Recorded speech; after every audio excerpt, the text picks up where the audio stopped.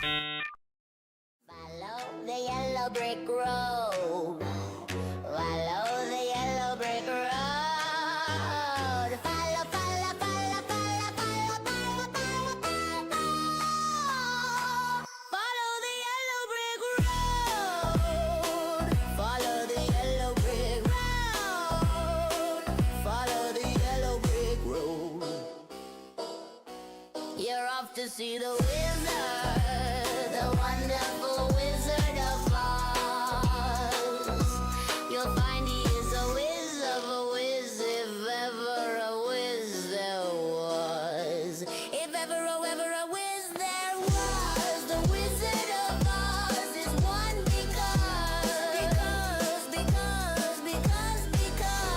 because of the wonderful things he does. You're off to see the wizard,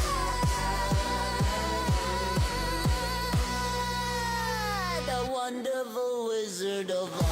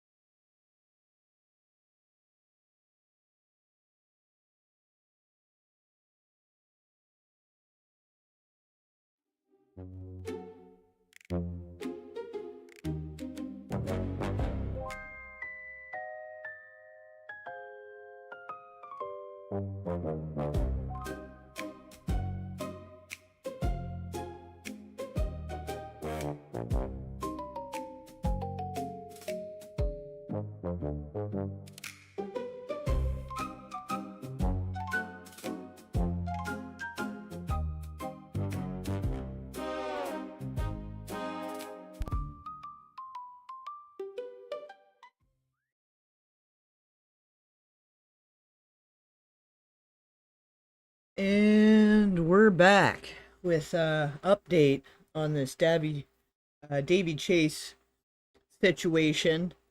It's definitely not really the update we wanted, but I think it does confirm some things for us, unfortunately.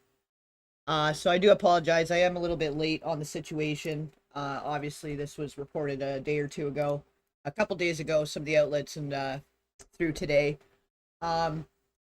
But obviously, it's been a pretty dark rabbit hole with everything that we know and what this sort of suggests. So I just apologize for not jumping right on it as soon as the news broke. But it's a heavy duty. It's a heavy duty, and I'll explain more why as we go into it here this evening. But welcome everybody. Good to see you guys. Love and peace. T Crone, Katie KT, Steve, Ron Sykes. Lyriel, you changed your picture there, Steve. I almost didn't recognize you. Good to see you, Lyriel. Shannon, Jonathan Hamilton, Bill Nye, the Science Denier, Jesse Smokey, Mandela's here. Good to see you guys. Hope you're having a good week so far. Good start to the month, hopefully. I guess everybody's getting ready for the big celebrations this week. We have them both sides. North America, we have ours today, I guess, is the Canada Day thing, but it's a Wednesday, so what are we gonna do? But your guys is coming up. You guys in the U.S. on the 4th there, so hope you guys have something nice planned for that, in spite of all the darkness going on in the world. Hey Diana, good to see you. I'll give you a moment here. File in before we jump right into it, but I think a lot of you guys already kind of know what's going on. I know a few of you guys have been mentioning in the comments, and we'd sort of talked about it a bit on the last live stream. But I think if anything, it's more so confirming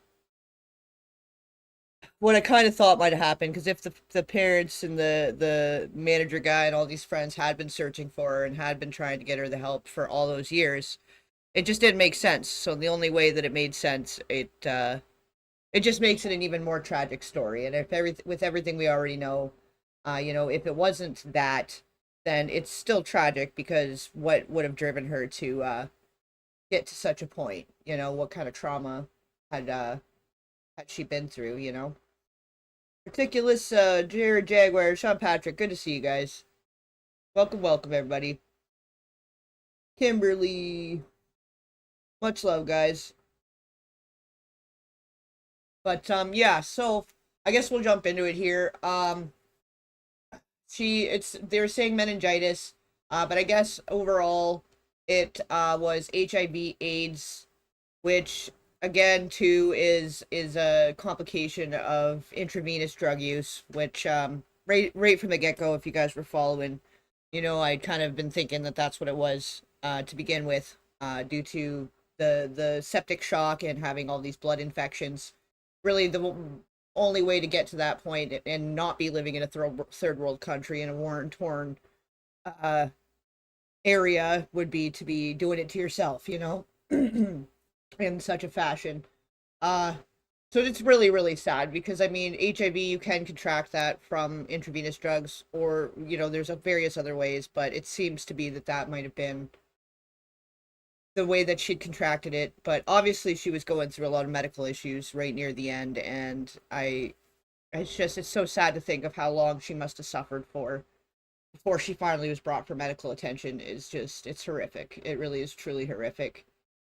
But anyways, I'll read this article. I got a couple articles with the updates here, and then we'll discuss further because I think with some of the other stuff I've been digging into this week, and with how that connects to this main circle or sphere, whatever you want to call it, it's a lot. It's a lot. So I guess I'm just giving you a forewarning here, guys. Daveigh Chase, who appeared in the ring and voiced Lilo in Disney's animated Lilo and Stitch, died Tuesday at the age of 35, according to statements. Was this not a new one? I thought this was new. Okay, no, this was. Hold on. Oh, that one ended up here. Okay, here we go. Sorry, guys. It's been a week. It's been a whole week, as you guys know, so I apologize. Okay, here we go. Cause of death revealed for Lilo and Stitch voice actress Daveigh Chase, former child actress who gained early fame as the voice of Lilo, so on and so forth. We know all this. Her legal name was Daveigh Schwaler. Schwalier. Okay, I didn't know that. Died on June 16th at age 35 due to AIDS with chronic polysubstance use, listed as another significant condition, possibly contributing to her natural death. It's not natural. There's nothing natural about that. Why are you saying natural? You can tell I'm reading this to you guys for the first time. I grabbed up a few articles relating to it, so I'm going to be reacting to it in real time here. Possibly contributing to her natural death, according to the Examiner. So we'll play this video here. The voice of a much-loved animated Disney character is dead at the age of 35. Daveigh Chase was a child star who scored big as the voice of Lilo in Disney's Lilo and Stitch. Yes, he's good. I can tell. You'll have to think of a name for him. His name is Stitch. Chase was probably best known for that role, along with a very different villainous role in the scary movie The Ring. Chase's father confirmed to the New York Times his daughter died from complications of bacterial meningitis and a blood infection. She had been homeless in Los Angeles with her boyfriend near the hospital when she died. Did they say she was living near the hospital? Okay, hold on. Let me go back for a second. She had been homeless in Los Angeles with her boyfriend near the hospital when she died. So what? They were by the hospital too, and they still didn't get her help on time? Like, I could understand if they were way out of the way, or if it was like, I don't know, if there was more to it that way, but if they were right by the hospital too, and they waited till it was that point to get her any medical attention, like, there's no way she wasn't showing signs of having a medical issue before that, like, leading up to that point in the last months, you know, especially if she was dealing with an HIV/AIDS infection, blood infections, like like I was saying the other day too, the like Requiem for a Dream, where he's got the really bad infection on his arm and he ends up having to get his arm taken off. Well, at least he got help in time, and he was able to get uh the infection removed and was able to recover. But if she, like, what kind of infection was happening and that she wasn't getting medical help, right? So this is where this is sort of further supporting my theory that she probably was being held captive, was being drugged, uh, and moved around a lot while being trafficked. Is sort of what seems like was happening right from the get-go anyway, but this is almost a further confirmation, because why would they not take her for medical help? If her boyfriend, quote unquote, or whoever, if they cared about her and she was having these issues, like, we know there's no way it got that bad that fast. We know that it was an issue. This would have been an issue, an ongoing issue, probably for months, getting worse and worse and worse. And that's a good point, Diana. She may have refused to go to the hospital. That's a good point. That is a good point. But if you're at that point, then okay, like, then it's even more tragic in a different way. That if you're literally rotting, your body is literally rotting because of the extent of the drug use. Like, you have a rotting infection on your arm from where you're entering drugs into yourself.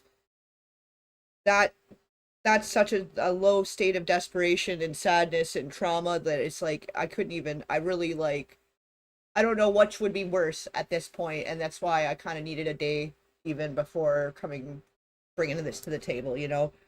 Um, and just when you consider the spheres that she was in and some of the things she was going through early on, it's just bad. It's just a bad situation.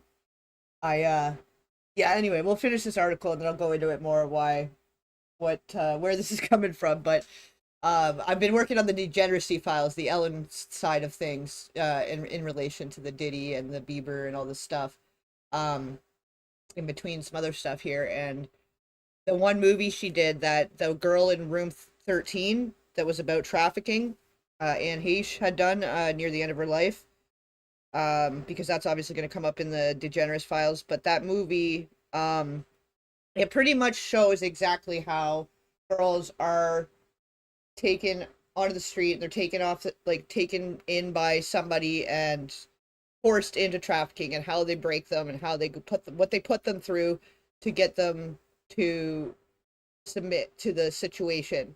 And they do drug them, and they do keep them in different motels and different little, areas, and move them around, because especially if they know people are looking for them. And the fact that Anne Heche had done that movie and that was her last movie, I think spoke volumes. The fact that Anne Heche wasn't even really dead and she was in a body bag being brought over the emergency response vehicle, and then she, like, bursts out of the thing and she's very much alive and didn't look burnt. So, like, definitely that situation needs to be looked into. But this whole sphere, the Ellen, the Diddy, like, all these people, there was a lot of stuff going on back in the day. And I think Anne Heche, the way that they thought she was crazy, a lot of it, now that we're a more trauma-informed society, that there's so much more to it that we would look at it differently now, that she wouldn't have sounded as crazy then, if we knew what we knew now. And just like the spiritualism stuff she was talking about, and some of the stuff she was going through at the time, was very much result of trauma. It was very much like a CPTSD / dissociative / whatever type thing she was going through. And yeah, her spiritualism is kind of what brought her through and carried her through, and then what she was choosing to do near the end, and what was going on in the industry and around her. And, like, she had done movies with Kutcher too. There was the stuff with Ellen, and obviously the Diddy thing. So I don't know. There's a reason that she made that movie, though, and whether it had anything to do with Daveigh Chase specifically or not, I think that industry operates very much the same across the board. And for everything that they said with the Daveigh Chase, I really do think that at some point she was taken off the street by some pimp and was put. Yeah, it was released. I think that a lot of people thought it never ended up coming out, but it's because it was a TV movie, so it never ended up on streaming services. But it is out there. It is around. You can find it online. And definitely a good movie. It was really hard to watch too, though. It was really sad. It's a really sad movie. And when you think about Like, it was very realistic too. Like, they really went into the realism of exactly how these groups operate and how these girls are treated to be forced into it. And then if they do have a history of drug use, it's so easy to think that they're doing it to themselves, that they're refusing treatment, they're refusing help, and they're just so woefully addicted to drugs and selling themselves that they're a lost cause. But the way that the movie presented it, it was very much like showing how these girls are forced, and how even girls that are like they're they're coming from some like otherwise nice homes. They're not just runaways either, you know. Um, they come from a nice home, a nice upbringing, and yeah, maybe they have some history of drugs, but they get in with the wrong people at some meeting or somewhere. Because that's the thing with these meetings, these AA and NA meetings, like you're putting them in a hotbed of people that have been told by the courts to go and get help for whatever their fucking problem is. And a lot of times, the reason you're going to court for your drinking or drug problem is because you've done something very wrong. Like, you're beating your kid, or you raped somebody, or you fucking like you've done something awfully wrong, and as part of your court agreement or your plea deal or whatever the fuck, they get you to go to these meetings. So then people that had trauma that are just trying to get off drugs end up being neck and neck with all these really awful people with into like that were selling drugs or selling people, uh go to these meetings, and they prey on those people too, whether they are coming in from the courts. That's another spot that they'll go and prey on the people, because it's just an easy it's an easy spot, you know. Like, I don't know if you guys watched Breaking Bad, but there was a that's this is the episode I stopped watching. It was actually, I think I don't know, it might have been a two-parter. There might have been two things, because I think I still watched the next episode after, and then it was, I can't remember which how the order it came in, but between them going to the NA meetings to sell the drugs, and when Walter lets the girlfriend die, he lets her choke on her own vomit and die when they're dozed out. Both her and the guy are dozed out together, his cook. Uh that's when I stopped watching that show. I didn't like that. I think it might have been the same episode actually, but um that's some real shit. That is some real shit. And like, I really do want to believe her family was looking for her, and that people cared about her and were trying to find her. And when you see in this movie with Anne Heche, the way that which Anne plays the mother, and the way that she's trying to find the daughter, and how she has to go out of her way to go to try and find her, because the cops aren't looking for her. Nobody's looking for the girl because she's a drug user. They just assume that, oh well, she's just on the street doing drugs. If she wanted to get help, she'd get help. If she wanted to get better, she'd get better. Like, all the resources and help are out there. Well, unless you're being held captive, unless you're being drugged repeatedly every day. And they show how sometimes that it's not even just with the intravenous drugs, which I guess that would be the easiest way to drug someone, but the way the guy in the movie that Anne Heche was in, he was just pouring the vodka down her throat at one point. Like, she was trying to get away, runs away, he catches her, holds her down, and pours a Mickey of vodka down her throat. And like, she can't breathe, so she's got to swallow the liquid, you know. So there's all these other ways somebody can be forced to be doing a substance or doing a drug. And another part, he forces a pill down her throat and holds her mouth shut and holds her nose shut, so she can't breathe again, so she has no choice but to just agree and do what he's telling her to do. And it goes into the system of the 10 days to break a girl, to sell her on the street, basically. Like, it goes right into the realism of that. And I think that's why there was uh issues, I guess, with her movie, and maybe why they tried to keep it off the mainstream, which it ended up airing on, like, it was a TV movie, but it never made it onto the streaming services. I think same with what you guys were just saying. Most of you guys thought it never ended up coming out. But it did come out after she died, and it went through it. It went right into it, and how these groups operate within each other, how they interact, and how they're sold after, once they've been broken, whether they're going to be sold online or sold on the streets. So it really makes you wonder about these industries, these adult film type industries that are coming out now, that can be just done from home, you know, and what that implies, and how much easier it's made it for these people that are forcing somebody into it, and how easy that is to happen, how easy it is in society, because of the opinions people have about people doing drugs, because they don't think about the traumas and all the things they've gone through. They think about the problems they're having while they're out there doing the drugs. So then if somebody scoops them up and starts selling them on the street, it's so hard to tell what's actually going on there, you know. Like, and people just don't care. We lack so much empathy when it comes to people that are self-medicating because of their trauma, that it makes them even more vulnerable to this kind of thing, you know. um Sorry, I'm kind of going on a whole rant. I will finish this article and we'll continue this other article and stuff here. But this is just what this has been screaming to me since the get-go. I think you guys already know that. Like, if you were here from the initial uh, live stream I did about this was pretty much what I was saying from the get-go. But just on a hunch, you know, and now I feel like it's just even more confirmed, and with everything else with the cause of death. Because even if you're that much on drugs, you know you've gotten to a point where if you can't find a vein to inject, like, you've got a problem. And you know there's different clinics in different places. Like, this is usually where somebody would be choosing to go get help. So it just, either she was that badly uh far gone with the trauma and with just giving up, you know, and like not really wanting to live, but not really wanting to end her own life, you know, and just kind of letting it go. Um, it's just as tragic. Like, both outcomes, or both reasons for the outcome, are really, really tragic. And when we know all these things that are going on with Diddy, and like, I'm going in with the degeneracy files. The Ellen was right in there with a dirty shirt with Diddy and the different kids programs and all this other stuff. Like, there was a lot of stuff going on back in the day that I don't think a lot of people would have picked up on ever if it hadn't been for these last few years of things being revealed, you know.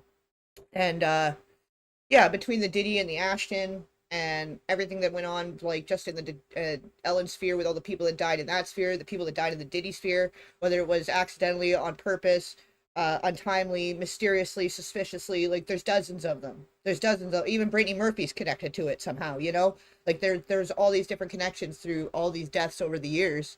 And even when you start looking at, like, the Oliver Tree, I guess, is a bit of a different labeled network. But there's only three main music companies now too, right? So the way that all these people interact, and the way that all these companies and little subsidiaries all interact with each other, it's still very tight knit. You know, like, Diddy was very tight into, like, the Sony side of things, where Oliver Tree was Atlantic, Interscope, Warner Music, right? But it's a lot of that same pattern we see playing out. And when this stuff happens, I mean, we already know too, with the mind map and everything. Like, we've seen this over decades now, where all these youths end up really woefully on drugs and are either accidentally or purposely taking their lives. So it is possible. It is also possible that she was in such a bad way that she was choosing this life, that she was choosing to refuse, like, that she was refusing help, that she was just intending to continue to use until until, you know.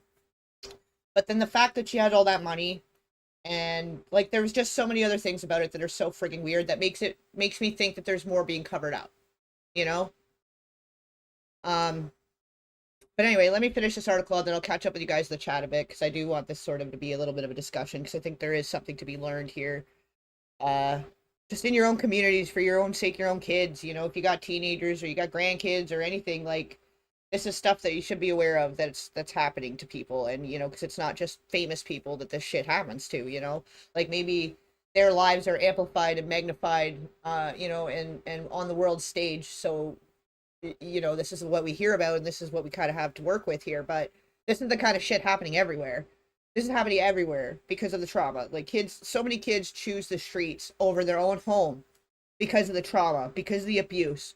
And they choose to run. They choose to go no contact with their family because of whatever the fuck their parents put them through as a kid, regardless of if it was as of the child stardom stuff or whatever the hell happened to her.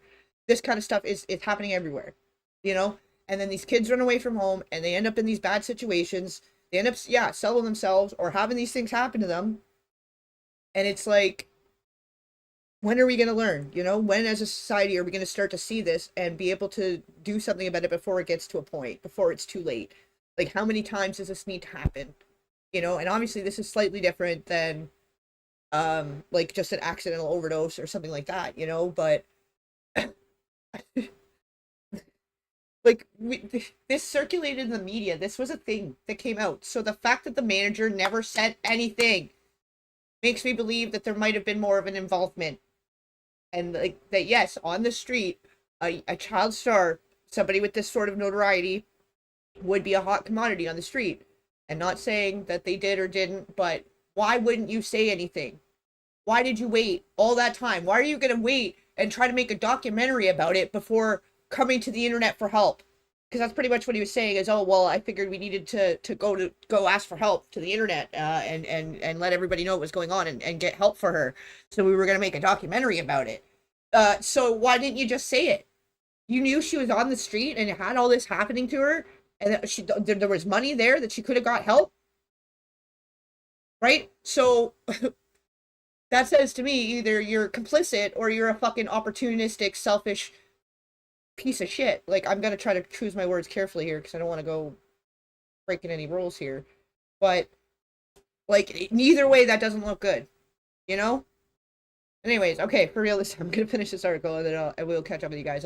I have a lot of feelings about this. I have a lot of opinions, and it all ties right into a lot of the stuff that I cover here the most, and for a reason. And I think that the fact that this is something we all covered during the Diddy thing, we all talked about it. It came out, and it was almost like her teams and her people were going on damage control to make it appear like she was doing fine.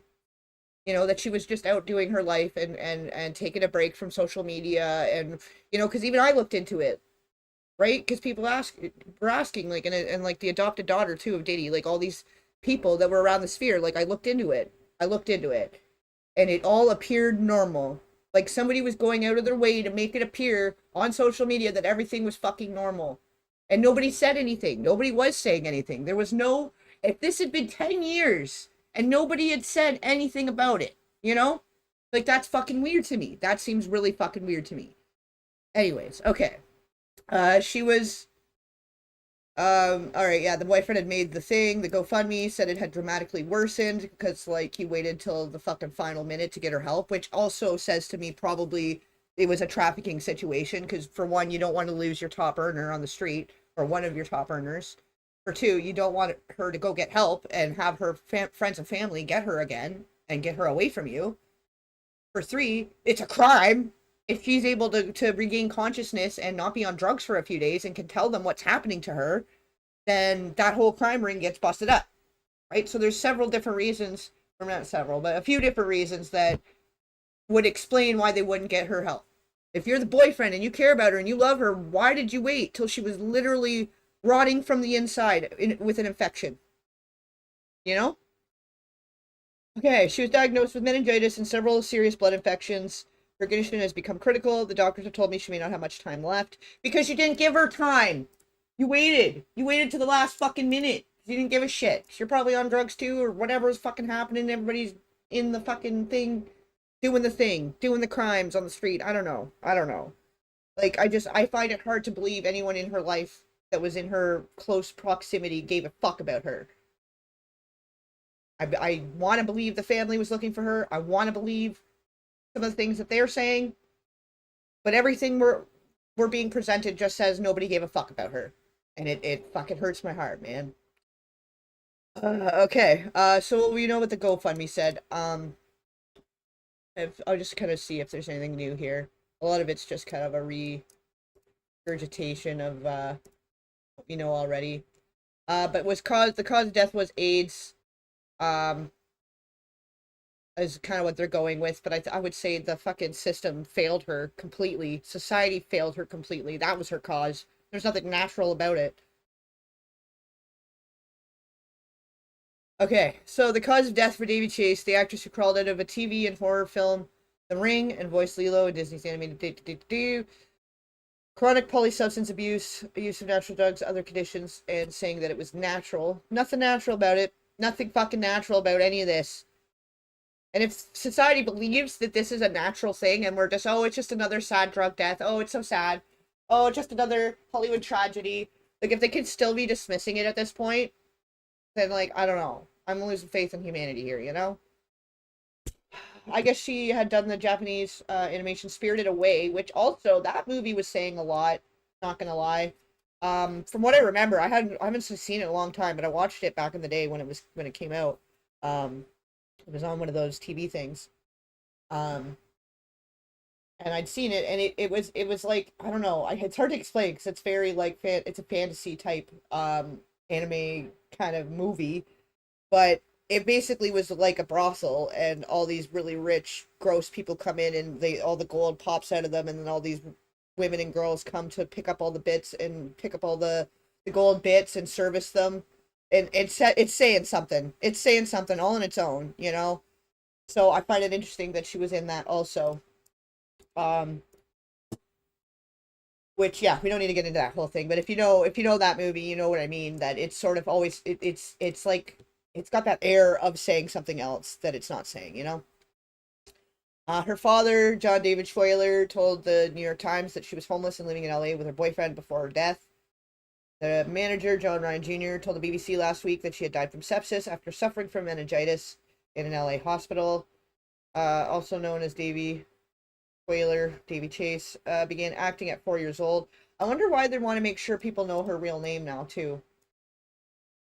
Like, it's almost like to confuse the news or whatever. Like, why would we even change it at this point? You made her change her name and become this fucking child star and be this character, but now you want to make sure we know whose daughter she was. You need to know and get that little circle jerk in there about how famous she was and that she was your daughter and you had this well, like, fuck off. Fuck off. Began acting at 4 years old, booked her first job when she was 7. She retired from acting in 2015. Yeah, no shit. First TV role was at age 7, was a small part in the popular Melissa Joan Hart-led sitcom Sabrina the Teenage Witch.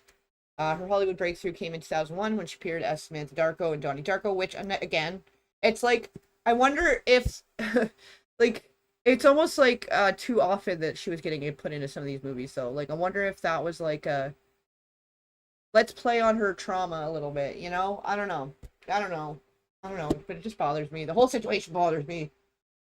She reprised the role in the second S. Darko. She starred as Samara Morgan, the long-haired ghost that crawls into the telly, the BBC, the telly, the TV set in the horror film The Ring, an American remake of the Japanese classic about a videotape that makes people die after they watch it, which, again, it's another Japanese thing. Like, I don't know. There's just some weird stuff going on in this, so that everything's kind of popping out a little bit is weird now.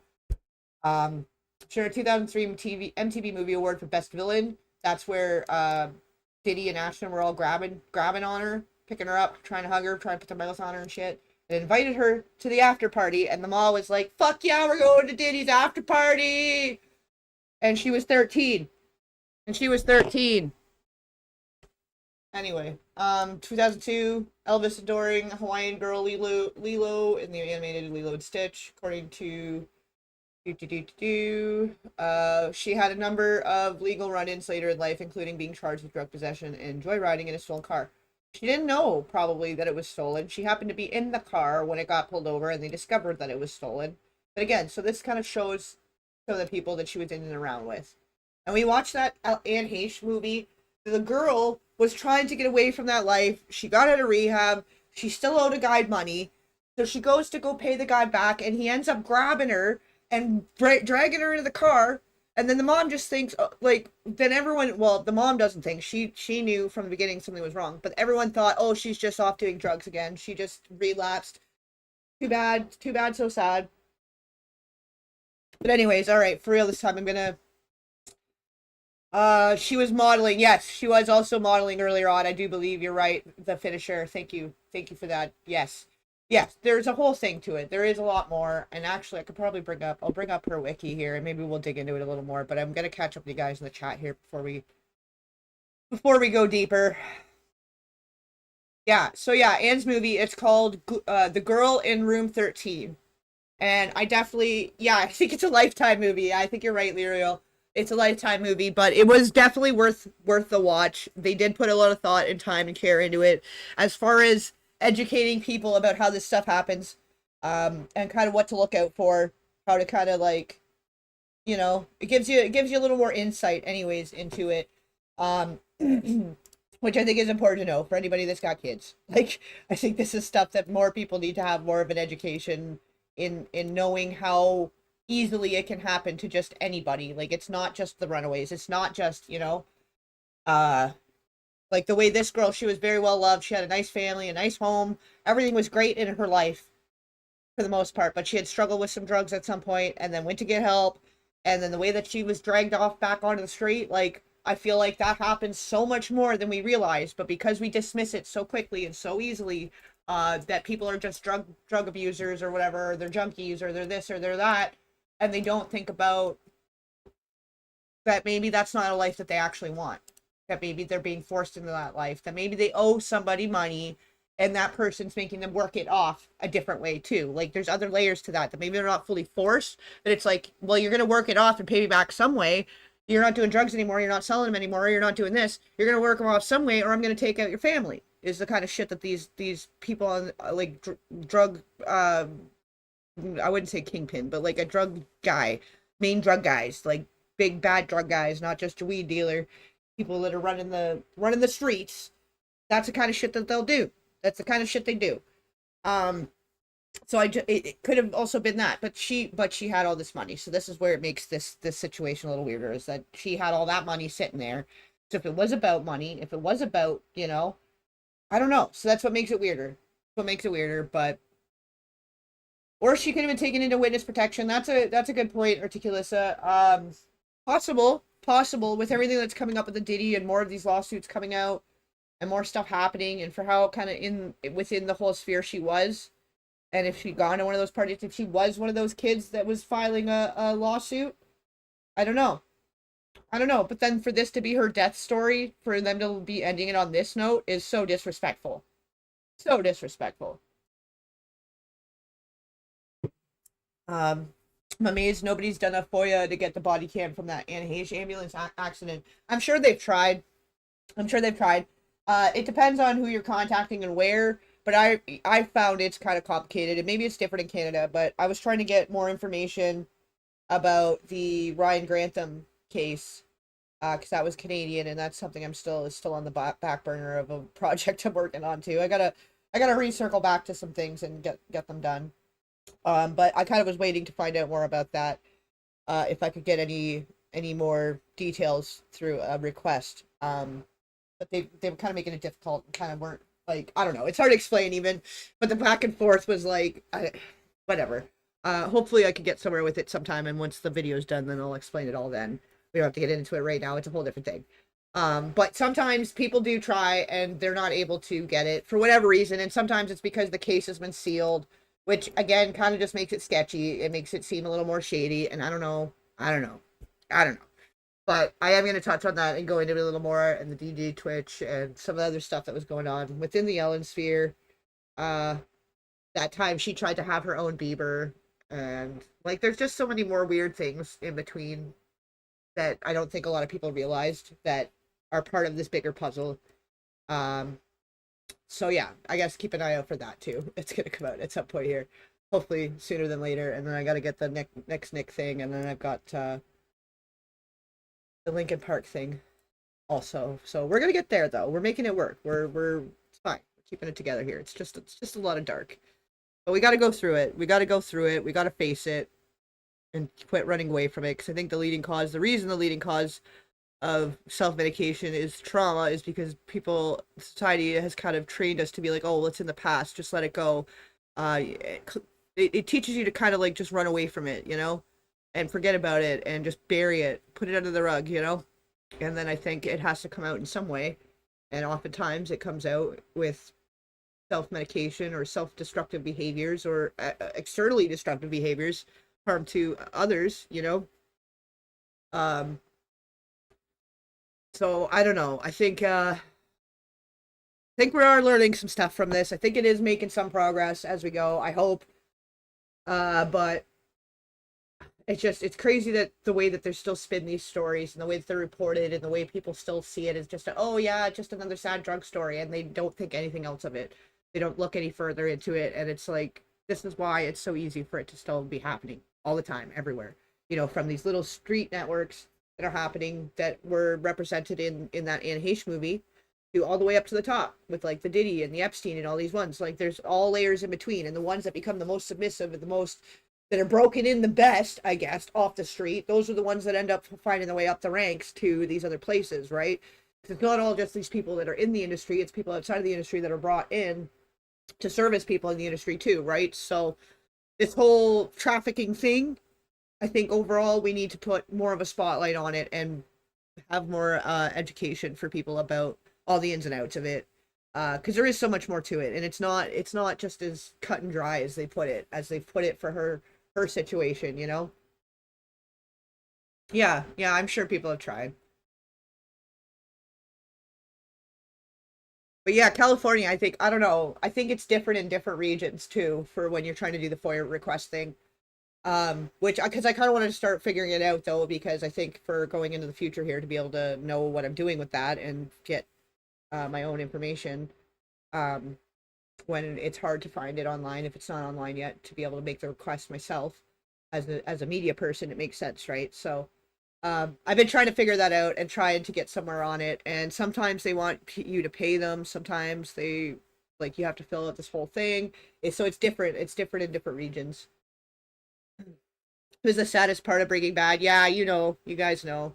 It was the worst. I was like, what the fuck? Like, you want us to think that you're doing this bad thing for good reasons, but now you're doing a bad thing and you're a bad person. Now you're just a bad person. It's all bad. Not that it was ever good, really, when you think about it, what the whole thing was with Breaking Bad and just becoming this big drug dealer guy. Like, it's not good either. But you could almost see that there was like a good cause. It was for a good cause in a way, and it's all he could think to do as a chemist, right? But once it got to that point, I'm like, oh, you're just a piece of shit. You're no better than whatever fucking guy that's cooking it on the corner. Like, fuck off. You're not special. It's blue. Oh, whatever. Anyway, um, yeah, Jared Jaguar.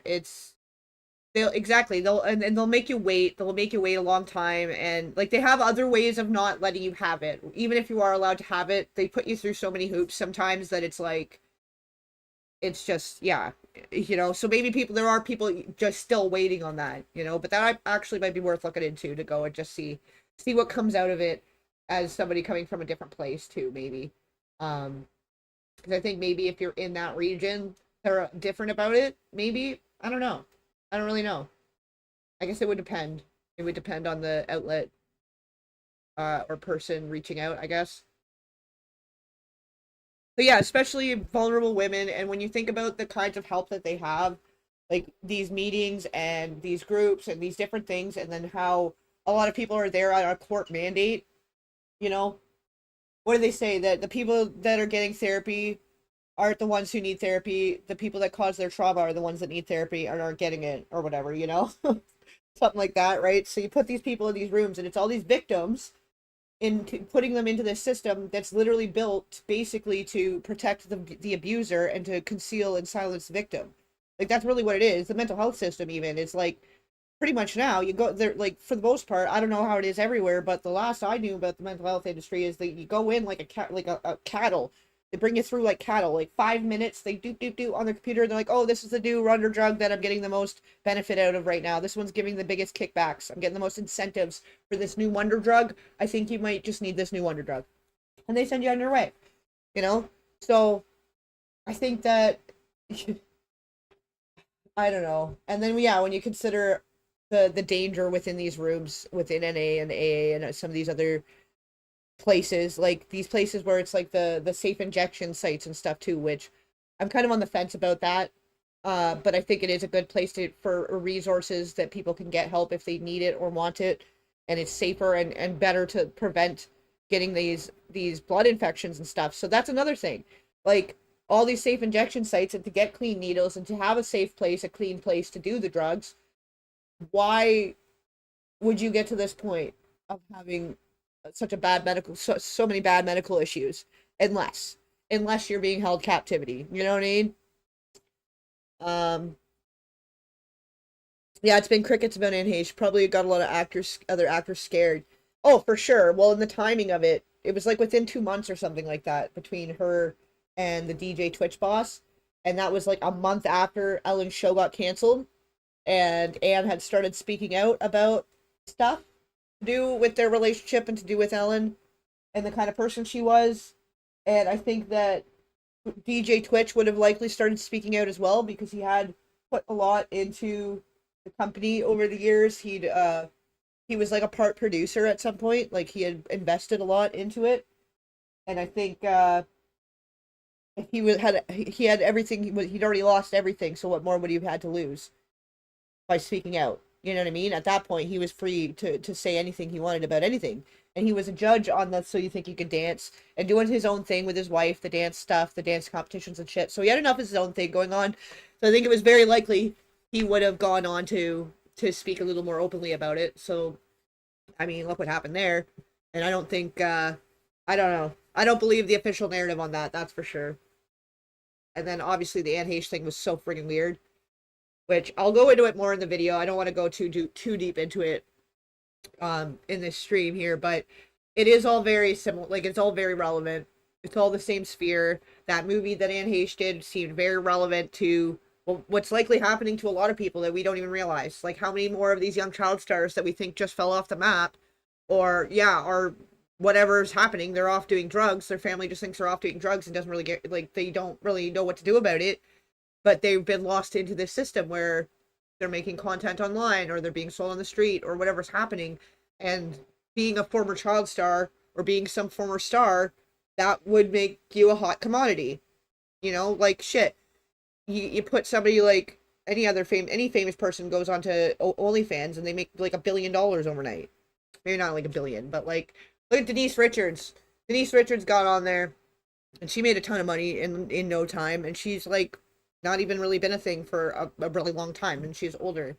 She's an older woman and still making bank on there, you know. So good for her, I guess, you know. But when you think about the way that the marketing is on that, and how lucrative it is to be doing that for some people that already are famous, when they decide to go do that, they make some good money doing it. Like, look at Aaron Carter. Aaron Carter was doing it.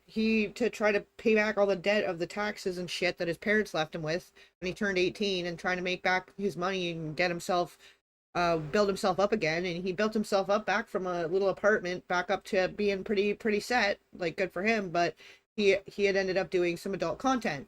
And he made great money doing it, because everybody, for whatever reason, wants to see famous people naked. Because, yeah, I don't know, we're all weird. I don't know. That's why I swear off adult material in general. I think it's all very evil. I think just the industry is evil. I don't consume adult content. I haven't for years. And even more so now, I'm more steadfast in that. I think, like, at the beginning, when I first started swearing off it, it was because I started looking at it like, you know, there's a good chance most of these people were a traumatized kid. You know, they had something happen to them as a kid. They were harmed or trespassed upon, and they got to a point where, due to circumstance or whatever other reason, that, you know, they felt that was their only thing that they could do, you know, that was all that they were worth, or it's just what they were programmed and conditioned to be for, you know, through, depending how severe their abuse was in childhood.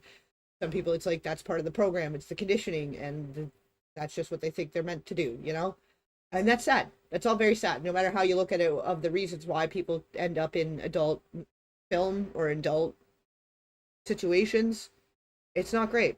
Not great. And I think now we have a lot of these, like, they're like famous adult stars. Like, they become famous as an adult star, which I guess we already had that, like, with Playboy and stuff. But with the way OnlyFans is, you've got these adult stars that are, like, grooming young influencers into it.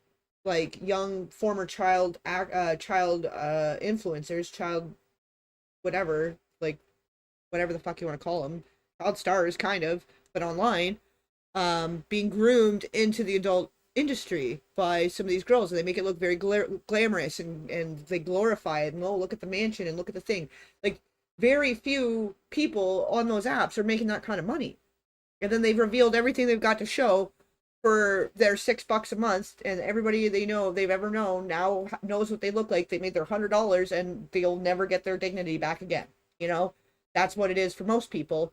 So I could see there being a lucrative underground network of taking hold of these people that have some kind of notoriety or have some kind of fame, and putting them online, or putting them up for sale on the street.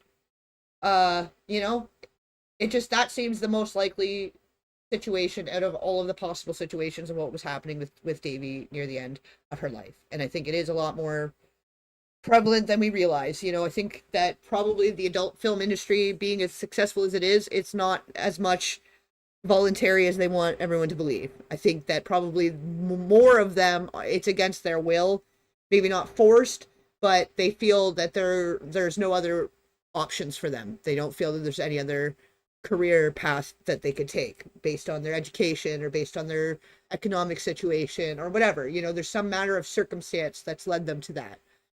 And that's fucking sad. It's fucking sad. You know, so even if that's what happened with Daveigh Chase, is she got to a point she would rather sell herself on the street for drugs than to go back to the people that had sold her throughout her childhood, where there was millions of dirty dollars sitting there that she could have collected at any time. So there's also that reality, you know? And fuck, I just, no matter, like, the more I think about it and the more I think about what could have happened here, it's just the worse it gets. It's the worse it's seems to be. Anyway, let me catch up with you guys a bit more in the chat here. Sorry, I'm like, yeah, right on to rant mode, but this obviously, you guys already kind of knew how I was feeling about this. And so now this is, like I said, the kind of the confirmation of what I was already thinking, and I hate it. I hate it. I don't want to be right about this stuff, guys. I really don't. I don't want to see this like this, you know? I don't want to see the world like this, but it is. This is the world we live in, and I wish more people could see it so that, you know, it wasn't just us, you know, in these weird corners of the internet carrying the weight of it all by ourselves and not seeming like anything's really being done about it in society. Because I don't know what to do about it. I can put it out here. I could talk about it. I can fucking, you know, bring attention to it in such a way. But really, what can we do? Like, when these networks, the way they operate, and like when you guys watch the Anne Heche movie that I'm talking about, the Girl in Room 13, you're gonna understand even more why I'm upset about this, because it's like, it really put it into perspective exactly how this stuff goes down. And I already knew, obviously, like, but when you see it playing out, and then with this happening, such a fresh thing that had just happened, it really hit me extra hard watching it and putting it together for this Ellen video. Sorry guys, I'm getting a little emotional here. I'm trying to keep it together, but it's just such a fucking, you can't not be affected. Like, I really don't understand how there's like news people that just do this kind of stuff all day, every day, all the tragic stuff, like, oh, there's a bombing, oh, there's this, oh, there's that, every single day, and they just deliver it like it's totally natural, and then they're like laughing, and then in the next segment delivering good news or whatever. Like, the way that it's like that people aren't affected by this kind of thing. It's just like, oh yeah, it's just another one, it's just another thing, you know, and then they're on to the next. Like, even like if you watch some of the John Bonet segments, like, they're cheery about Christmas, but then it's like, oh, but this double, like, or this murder thing, you know, or this kidnapping, whatever. I don't know, but I think that I wish people could see it more for what it is, in the way that I see it, so that maybe we could be doing more about it, because it's just getting heavier all the time, and it just seems like it's all getting worse all the time, you know?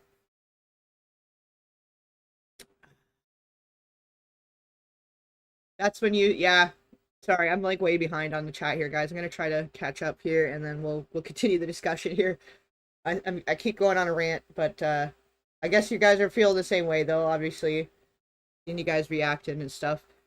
That's when you stopped watching the Breaking Bad, Sneeve. Yeah, that just didn't sit with me right. I didn't like what they were putting out. It already was such an edgy show, and the way they were doing it was already such a fine line between a good and evil type approach to the thing, you know, to that activity, whatever you want to call it, that lifestyle, that drug world. And that ruined it for me. That ruined it for me completely. Yeah, the world is a stage. I see 3 threes. I see them too. Yeah. Yeah, I feel that. And welcome, by the way. Haven't seen you around. I think I've seen you in the comments. I don't know. Where have I seen that? I don't know. I've seen something. I obviously see 3 threes all over the place, but I feel like I've either seen you in the comments or I've seen something else that was like that, similar to your username, or a movie or something go by on the feed. Maybe, but would the government agencies have interest in keeping her alive? That's the other thing too, is I think she maybe had seen a lot and been exposed to a lot, and that her testimony in some of these upcoming lawsuits may have been not great. So I don't know. I think maybe she was just, it's possible she was doing fine when we all last looked, and that she was just doing whatever they said she was doing. maybe still struggling with the drugs here and there, whatever. But I think a lot of things shifted after the raids and the arrest, and that whole sphere went into damage control. Same as Ellen did when her show was getting shut down. It was like May, her show got shut down. It was her last show. August, Anne Heche dies, and then I think it was like maybe a couple months later that DJ Twitch died. I can't remember if it's September or December. I think it might have been December, so I might be wrong actually. If it was September, it's even freakier. It's like creepier, like do right, one after the other. But I think it might have actually been December. But either way, that's still only a few months away in between. And with the Diddy, with the Kim Porter, all that stuff. If you guys, aren't familiar, there's so many mysterious and suspicious deaths connected to Ashton Kutcher, also between Brittany Murphy and his ex-girlfriend. And now this girl, basically, this is another death connected within the sphere that connects all of them, right? Or connects all of it. The Star Walkers at the time were bold. Everyone could see people were being killed off. Well, even now, though, like, it's almost like they're getting more bold, and like, really, what's anybody gonna do about it? Even, like, we're at a point that there's people that control all the money and the resources and the media and all the stuff. Like, very few people control everything. So not even the police really will even want to go after them. Like, look what's happening with the files right now. Why is nobody being arrested? Because the people they're trying to go after have a lot more money and power, and there's fear. They don't want to die. Nobody want to die. People got families and shit. People get very nice little warnings usually about it too, a time or two, like an eyes wide shut warning. So there's reasons sometimes these people stop pursuing a case or stop pursuing a thing. And even I've had to pivot sometimes to weird shit happening in my life because of what I'm talking about or what I'm bringing attention to. Anton, it needs to be said. Thank you, Katie. I'm glad you guys are here for it. Personally believe that there have been several stars saved and we don't know about it. What do you mean? Did you typo? Is that a typo? Because I'm actually not sure what you mean there, Articulisa. I hope I'm saying your name right. I'm sorry if I'm not. The injector wounds here. We have animal trank, though. They inject in their wounds here. Yeah. Yeah, well, and some of the people do, but then you got to think of how awful was your childhood that you're at a point in adulthood that you're just existing to stay numb. Like, you're not really living, but you're not really dead. Like, that's what they call, like, heroin use is like a tiny death. And a lot of people get upset when they're saved from an overdose because it ruins their high. So what depth of despair and distress and trauma and how complex does trauma need to be that people get to that point? Because obviously there are people that are voluntarily living those lives and they're just out on the street doing it, and it's just their way of life. But obviously they don't have the will to live. They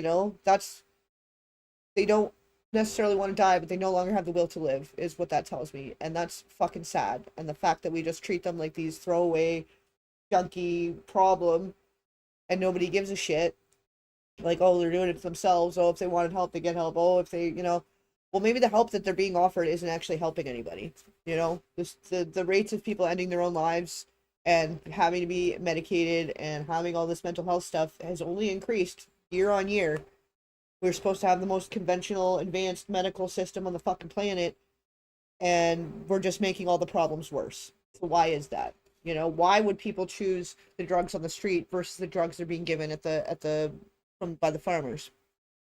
Maybe what the farmers are serving are giving worse side effects, in their opinion, than what they're getting on the street. The problem with the stuff they're getting on the street, eventually it's a slippery slope, and it could go from being simple, whatever, casual recreational use to full-blown dependency. So I don't know. Can't save the world overnight, obviously, and I can rant all day about it, and that's not going to really help. But I think that just the way we view people on the street needs to change. We need better resources and programs for people with mental health issues. We need to start viewing addiction differently. Like, there's a lot of problems that we need to be doing differently because we've been doing it the same way, a lot of the stuff the same way for like 100 years now, and it's only getting worse. So probably we could try some different things now. I think it's safe. But that's true too. Yeah, the fake deaths, fake deaths are a huge thing that's been kept under the rug. But could you picture anyone choosing for their fake death story to be like this? Dying in a fiery helicopter crash is like a I don't know. That seems more likely to be a fake death story than this. Why would somebody have this be their fake death story? I died with my arm rotting off from drug use and I had AIDS. Like, is that what you would want your legacy to be? I feel like, I don't know. I feel like that's not what they would choose to be their story, If they had a choice, maybe she didn't have no choice. I don't know. Maybe this is what it took for her to get out of the fully out of the industry, and they got to decide how she faked her death or something. I don't know. Because we really don't know. We really don't know. There's a lot of people with a lot of power and a lot of money, a lot of resources to pull whatever fucking strings they want. So who really knows? With stuff like this, who really fucking knows what exactly happened and why. She could have got infected in her teens, and it could be 20 years before any symptoms. Fair enough, yeah, for the AIDS part, but the septic shock and the blood infections and the meningitis part, probably for the weeks, months prior to it getting to the point it got to, there was probably signs that she needed medical attention. Like, when you could combine all of those things together, it tells a different story, Must read How the Illuminati Create an Undetectable Total Mind-Controlled Slave. Fair, by Fritz Springmeier. Yeah, you know how they do that now? It's called scopolamine. They don't even need to fucking mind control anybody anymore. It's called devil's breath. It's a little pinch, blew it in their face, and then they're a hypnosis zombie that are highly suggestible. You'll help them rob your own house, and you'll forget all about it the next day. It's amnesia, symptoms, and everything. So they found the drug they wanted. They figured it out eventually. They were testing all these drugs to have the total mind control and all this stuff. Well, they figured it out. And it grows wild in South America. And people like Harley Pasternak probably know how to get it, where to get it, how to use it. As he's been so gracious to tell us about how he experimented with all kinds of drugs, some that you guys don't even know about in that one interview. That's the same guy that told Kanye he'll send him back to Zombieland and kid visits with the kids will never be the same. Kanye tried to talk about it, and so then Aaron Carter tweeted at him, and the next day Aaron Carter's dead. There's stuff going on that we don't necessarily know about, but it's not necessarily as complicated as we think. Like the whole MK of it all, those were experiments. Those are tactics. There's interrogation, coercion, different control tactics that they learned through that. Programming, conditioning, all of that stuff. How to kind of do it. Yeah, that's a thing. But literally, you could get this drug. It's like a gram is cheaper than cocaine. And it's like a little pinch and you could just blow it in someone's face. Or hand them a card. Or fucking, like, there's so many ways. Even Kanye's talked about it too. Oh, they could switch a pill. And then next thing, I'm gone. Or you wake up 2 years later and you don't know what the fuck happened. Like, there's there's so much more other stuff going on that's not quite as, like, sci-fi as it seems. Like, it's a lot more simplistic. Like, even the K, like, most kids are a K survivor when you consider that violence and torture are K tactics for interrogation. You know what I mean? If you tortured your kid, physically tortured your kid to get information out of them about a different parent that you're no longer in a relationship with, and that kid doesn't understand what you're trying to ask them, and you're torturing them physically, that will splinter their mind and cause the same kind of thing to happen of what they were trying to do with the MK stuff, right? So I think that is sort of like distracting from how prevalent it is. Like, oh, MK survivor over here, blah, blah. How about we're all survivors of complex trauma? Like, not all of us, but there's a lot of people that are survivors of complex trauma that's basically the same thing. Whether it's actually a military program or not, that's a separate thing, but it's all the same playbook. It's all the same tactics. It's all the same effect at the end of the day. If a child is abused, trespassed upon in childhood, there's a good chance they're going to have issues going into adulthood. They're going to be vulnerable to more of those types of abuses. They're very likely to be more promiscuous and have acting out in different ways that are a result of that trauma. And that's basically what they were trying to do with some of the programming, to have like sex slaves and stuff. Well, there's people doing that all over the place that aren't military trained. You know what I mean? Like, that stuff's happening everywhere. And you don't need a military training, and it's still the same result whether it was an MK or not, you know? And yes, there were some experiments and there were some programs that were really freaking awful, that were really, crimes against humanity. But there are people committing crimes against humanity in their home. What was this? Just like yesterday, or was it today? Fuck, I can't remember where it was, but there was somebody where there was 16 kids rescued from a home. Fuck, I don't remember. It might have been Ohio or something. I don't even know. But that literally is like a smaller scale controlled environment situation of the same kind of shit. It's all the same shit. So the fact that we want to categorize it MK or not, like, that's just irrelevant at this point. There's trauma, there's complex trauma, there's forced trespasses, there's harm, there's sadistic people. Everywhere. It doesn't have anything to do with, like, yes, MK is a thing, but they don't need that anymore. They haven't needed that for a long time because they have substances like devil's breath, aka scopolamine.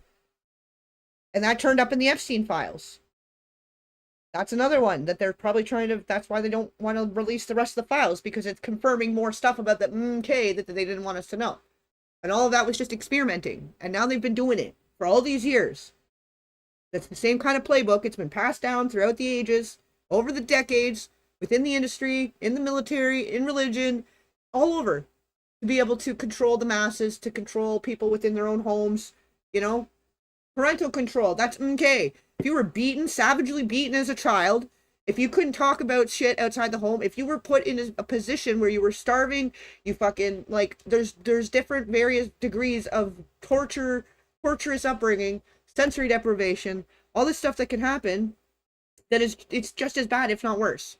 So I think we need to stop separating the, like, sure, okay, we have MK survivors, we do need to acknowledge them. I get that. People that went through the experiments or people that went through the programs. Yes, that is another thing. And yes, those people should pay for that. Like, somebody should be held accountable for all of that. And I know they're starting to, obviously, like with Canada more so, has been paying out settlements to MK survivors for years. But that was years ago. What about the shit happening right now? That's not anything to do with that. It has nothing to do with the military, most of it.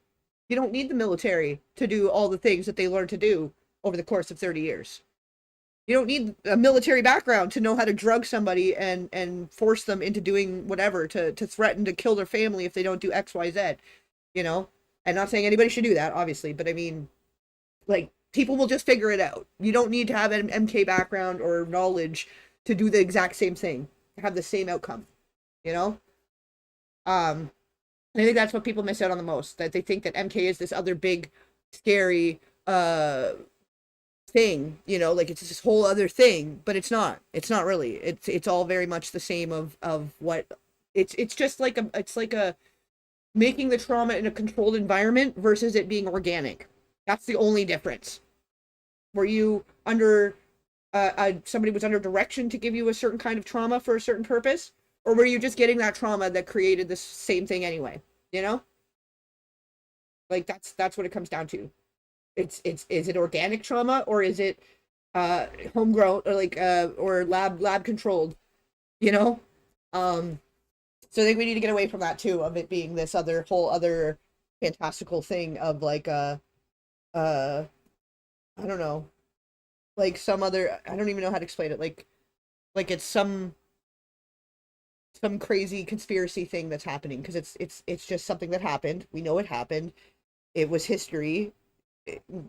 We know that there were people that went through the programming and had negative effects, like the different programs, different sub projects. Like, we know all that was real. So now what? What did they learn from it that's now being applied on society today that's causing all the problems? What different tactics could they be using across the board? Anybody on the streets, the way that they would be taking somebody and forcing them into trafficking. It's the same thing. That's a mind-body control. That's literally what MK was for, to figure out mind control, mind and body control, mind and behavioral control, sorry, I should say. And they know how to do that. They've been doing it. People do it all the time. Your parents, when you're growing up, if you don't do X, we'll do Y. And so usually it's, if you don't finish your dinner, then you don't get any dessert. But sometimes it's, if you don't do a thing that you don't want to do as a kid, it's a forced harm or trespass, uh, they'll kill your pet.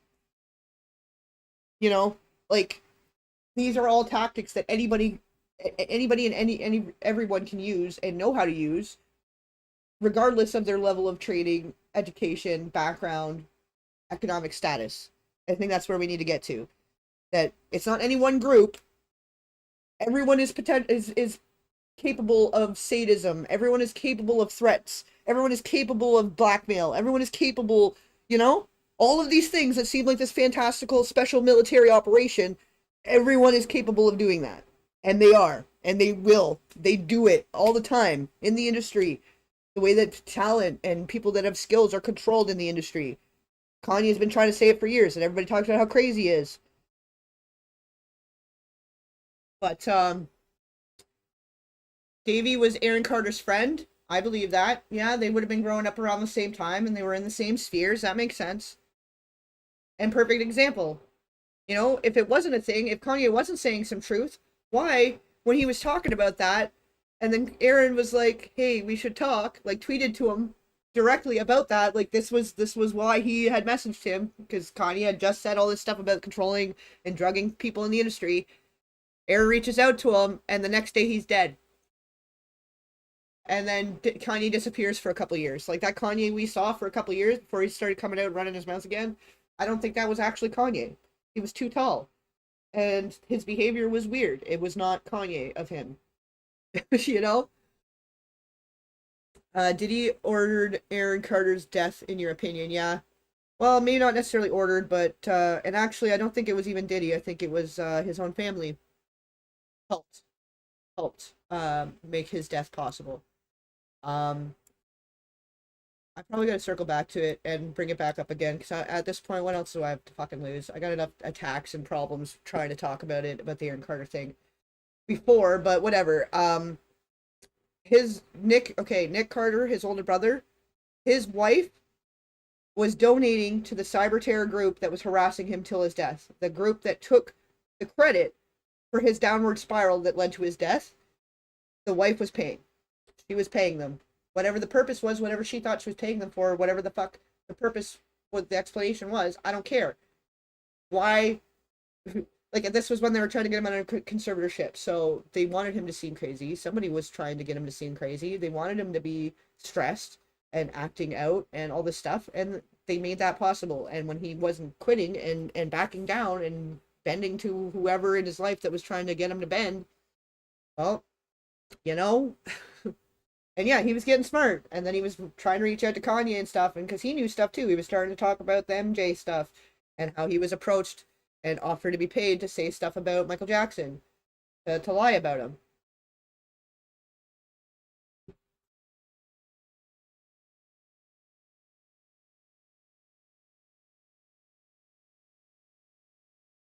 What are you saying? Planet, airplane, sea level, the sun arcs over the Arctic, and the anti-arcs over the Antarctica.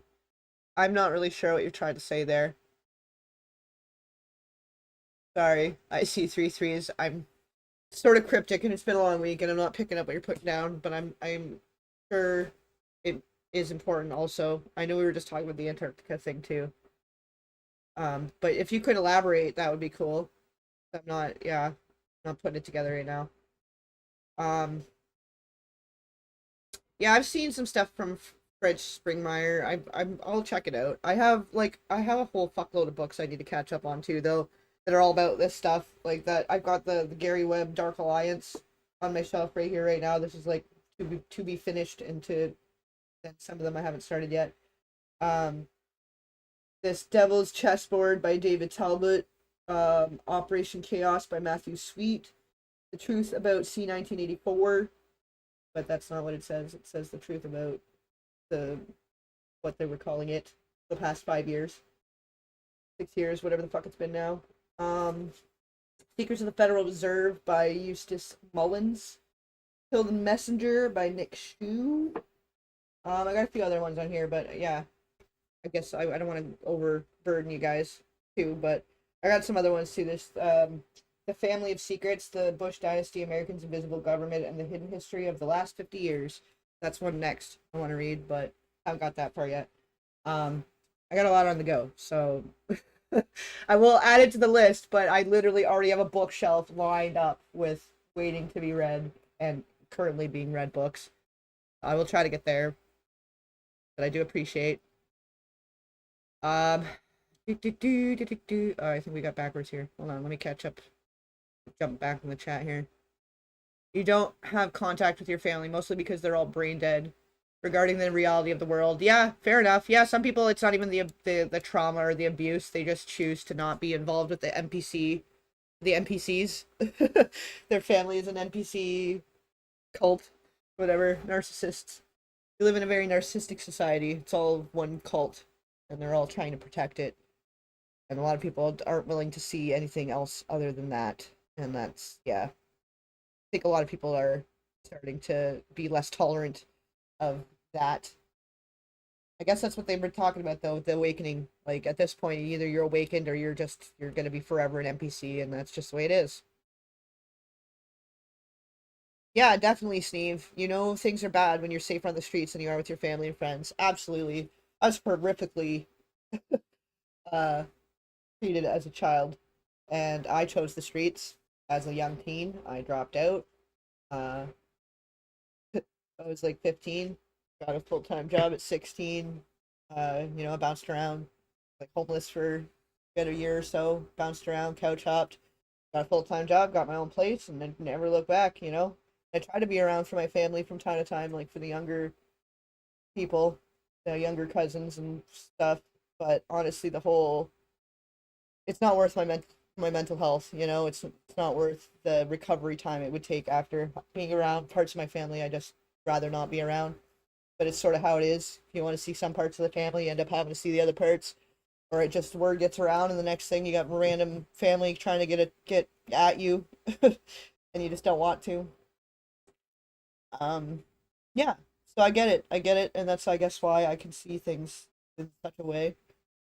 Because I was a best case scenario, things kind of turned out for me. I ended up building up my own first business in my late teens and doing that while I was working full time and did quite well for myself in my 20s. Not gonna lie, which is by all means a miracle. Uh, but I do know that it didn't turn out that way for a lot of people too. A lot of people I knew growing up aren't with us anymore. Lost a lot of friends along the way to stuff, different things. And it's really not easy. It's not easy to get yourself out of that and to catch yourself up and move yourself up and away from that kind of lifestyle. It's so easy to get sucked into it and get in with the wrong people, get influenced by the wrong people. So I get it. I get it on a whole nother level. And I feel bad for anybody that's still, on the fence of being no contact or, still kind of trying to figure out how to navigate being no contact with half of the family and then still trying to be in contact with some family. Because I know it's tough. That's a tough one. It's not easy at all, and it really sucks. Because I'm at the point that there's some family members I would kind of like talk to, but it's not worth everything else that comes with it. It's not worth them being put in the middle of it too. Because I got weird family, a really weird family, uh, that really like to force. There's the one side that really will just force their way in, whether you like it or not. I try to be no contact for years, off and on for years, and they'd always find a way back in somehow. I'd rather just not leave that door open at all. Um, but I guess that's why I feel so sad with these kind of cases too, because I know what it's like having to make that choice, and when the streets are safer than where you live, it's fucking sad. And there's a lot of kids out there. You got a lot of youths. There was tons of kids in the park when I was a kid, when I was a teenager, and all the people I was hanging out with, all the street kids. Everybody had a story. Everyone was there for a reason, and it was because they'd rather be there out in the street facing whatever was out in the dark at night than whatever was in their fucking house. And that's sad. It is fucking sad. And some families rather protect that person that's the abuser than the person being abused. So of course they'd rather be on the street with their street family, you know. But then not all street family is going to be looking out for you. the way you're gonna look out for them, you know. So it can put you in a lot of precarious situations, especially for young women. Like for young girls, it's so fucking bad, so bad, and I can't imagine it's getting any better.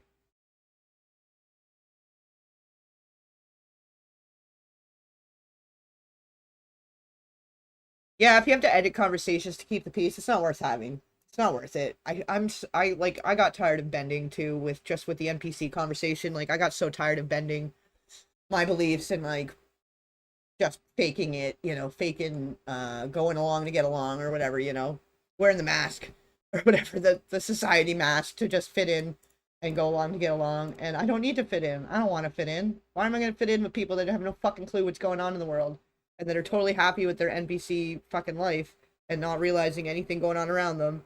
They're just going to keep going on with the status quo, you know? I ain't got time for that shit. There's that too, I guess. Other parts of my family just got time because they're airheads. That's a different thing.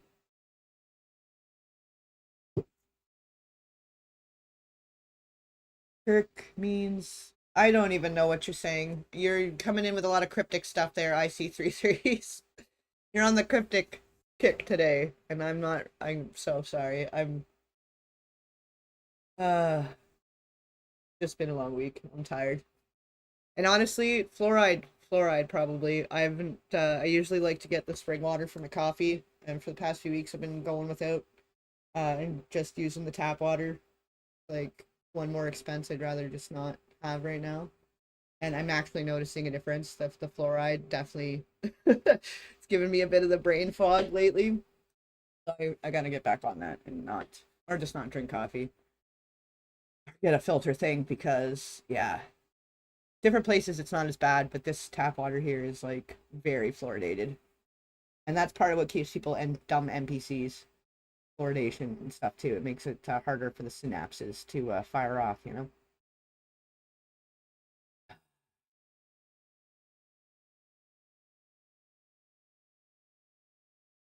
When it goes on sale, I try to stock up though, but I just haven't had any really good sales lately, and I'm not paying a fucking $8 for 24 fucking waters. That's for damn sure. The thing they have different options, but it's all changing too. And some stuff it says that it's natural spring water, but they add fluoride anyway, so it's not actually natural spring water. That's the cheaper ones. They trick you.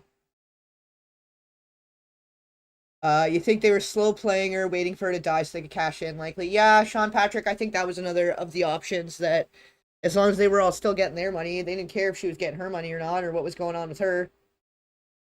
Kind of what it seemed like, sounded like a little bit. Because then, if you knew she wasn't even collecting her checks, and if she was struggling and homeless, like why wouldn't you? I don't know. There's only really so many explanations, you know. Yeah, I don't know. It could have been her pimp, Diana. That's the thing. Could have just not even been her boyfriend, but then he had debts and stuff to pay, like, and she wasn't bringing the money in anymore because she got sick. So he was figuring out how to cash in on her another way instead of just getting her help when she needed it. Like the whole thing is ridiculous. There's pics of them kissing online. Are you talking about Aaron and Davy Chase, or who are you talking about? Going backwards down the line here, so I might have missed something there. Yeah, vultures all around her. Yeah. Oh, the boyfriend and girl. Yeah. Notice the kissing pics though. He's always looking at the camera. Yeah. Well, I mean, a lot of pimp relationships happen by them thinking that they're in a relationship to start, and yeah, that's sort of how they get them on too. They make them believe that they're going to give them this life and that they would love them and they want to marry them and all this stuff. And then something comes up and they're like, oh, but I need money for this. And if you could just do this for me, it would really help. You know, rather than them being forced into it, some of them are manipulated into it. And then it's, oh, maybe just one more time because we need this bill and we need that bill and whatever. And then it becomes this thing where next thing the girlfriend's doing the thing for all the things. That movie Candy, I think, is the one that portrays that really well. Um, the boyfriend ends up pimping her out for both their drug habit. That happens a lot. Maybe all young actors and actresses groomed by their parents sold them. Yeah, in a way they are, especially ones that have started off and like they're like 3 years old going into the industry, and the parents like, oh yeah, they always wanted to be a model, they always wanted to be an actress.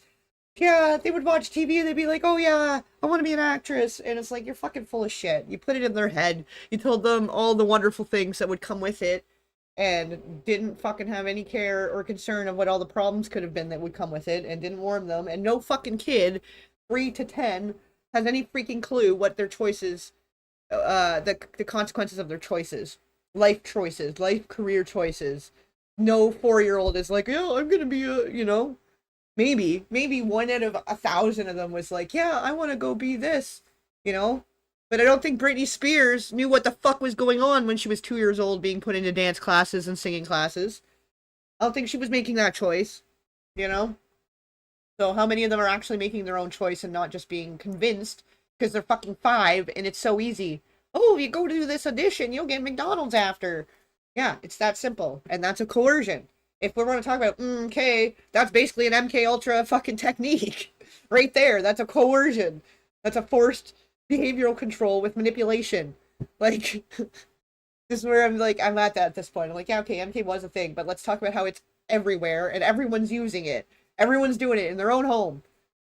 You don't take out the thing or you don't do the whatever thing that your parent wants you to do. If your dad's going to beat you if you don't do that, or if if you push back on anything, probably you're going to do the other thing because you probably don't want the beating, or you're going to run away. you know so all of that, it's all the same, it's all the same thing. Yeah, she did start very early in the industry, and I do think it's interesting that her first role was Donnie Darko, for sure, for sure. Especially how that's been coming up more recently with between the Reiner coverage and stuff. uh right off the bat, that felt very Donnie Darko slash Menendez brothers, and it's even more so all the time now. I'm seeing more of the child parenting videos and some of these other things that he was working on through the 90s about being such a great parent and how your early childhood development is such a big impact on your adulthood. And then this coming from the guy whose son is the prime suspect in the double homicide here. So very, very kind of Donnie Darko in a way, maybe not the P3DO way, but doing all these help videos for parents. Meanwhile, he's like the worst fucking parent. Um, 30 years ago, a female friend said it was too intense. That was around the same time another friend told me she'd grown up in a, yeah. Yeah, you really can't. No, most people, yeah, they can't handle my shit. I'm too much for most people. They don't want to think about it. They get like, they can't compute it. They don't even know how to like comprehend some of the shit I'm talking about, because then they have to question things in their own life and their own family, you know? And that's not my problem. If they don't want to look at their own shit, that's okay. That's fine. That's why I don't talk to my family. They don't want to look at their own shit. They want to pretend it don't stink and that they're all got the image of everything's just fine, but they're all fucked. Very fucked. In some of the same ways, I guess, with like some of the stuff I'm noticing with the Reiner thing. So all the more reason, I guess, to be standing for him. Which actually I want to do and we're gonna go through this too, I think, a little bit here. I think we got time, yeah. Well, just over an hour. Yeah, okay, we'll go for a little longer here. Maybe we'll go through a few more things. But I'm gonna end up probably going into this more in the Ellen video, so maybe I won't go too far into the wiki today. But this big love thing too, that was also quite an interesting role they chose to put her in, the child bride. Yeah, we'll go into that later though. But yeah, there's a lot of weird stuff with the writer. Now that we're getting into the more recent stuff, and I want to write to him. I'm thinking about writing to him. I got his information to write him a letter, so I'm thinking about doing that. I just really have no fucking clue what to say.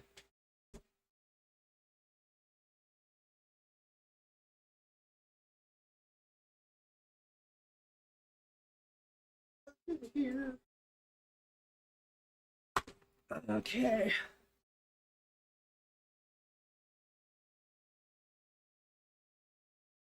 Oh yeah, the vaccine thing, the whole thing, that whole thing. You know how many people told me, yeah, I turned out, I don't seem so crazy now, I guess, because yeah, after the past few years, more people are realizing that I was just ahead, that I wasn't crazy about everything. I think that's what it is for most people, though. People think they're crazy, but it's just that they're seeing more ahead.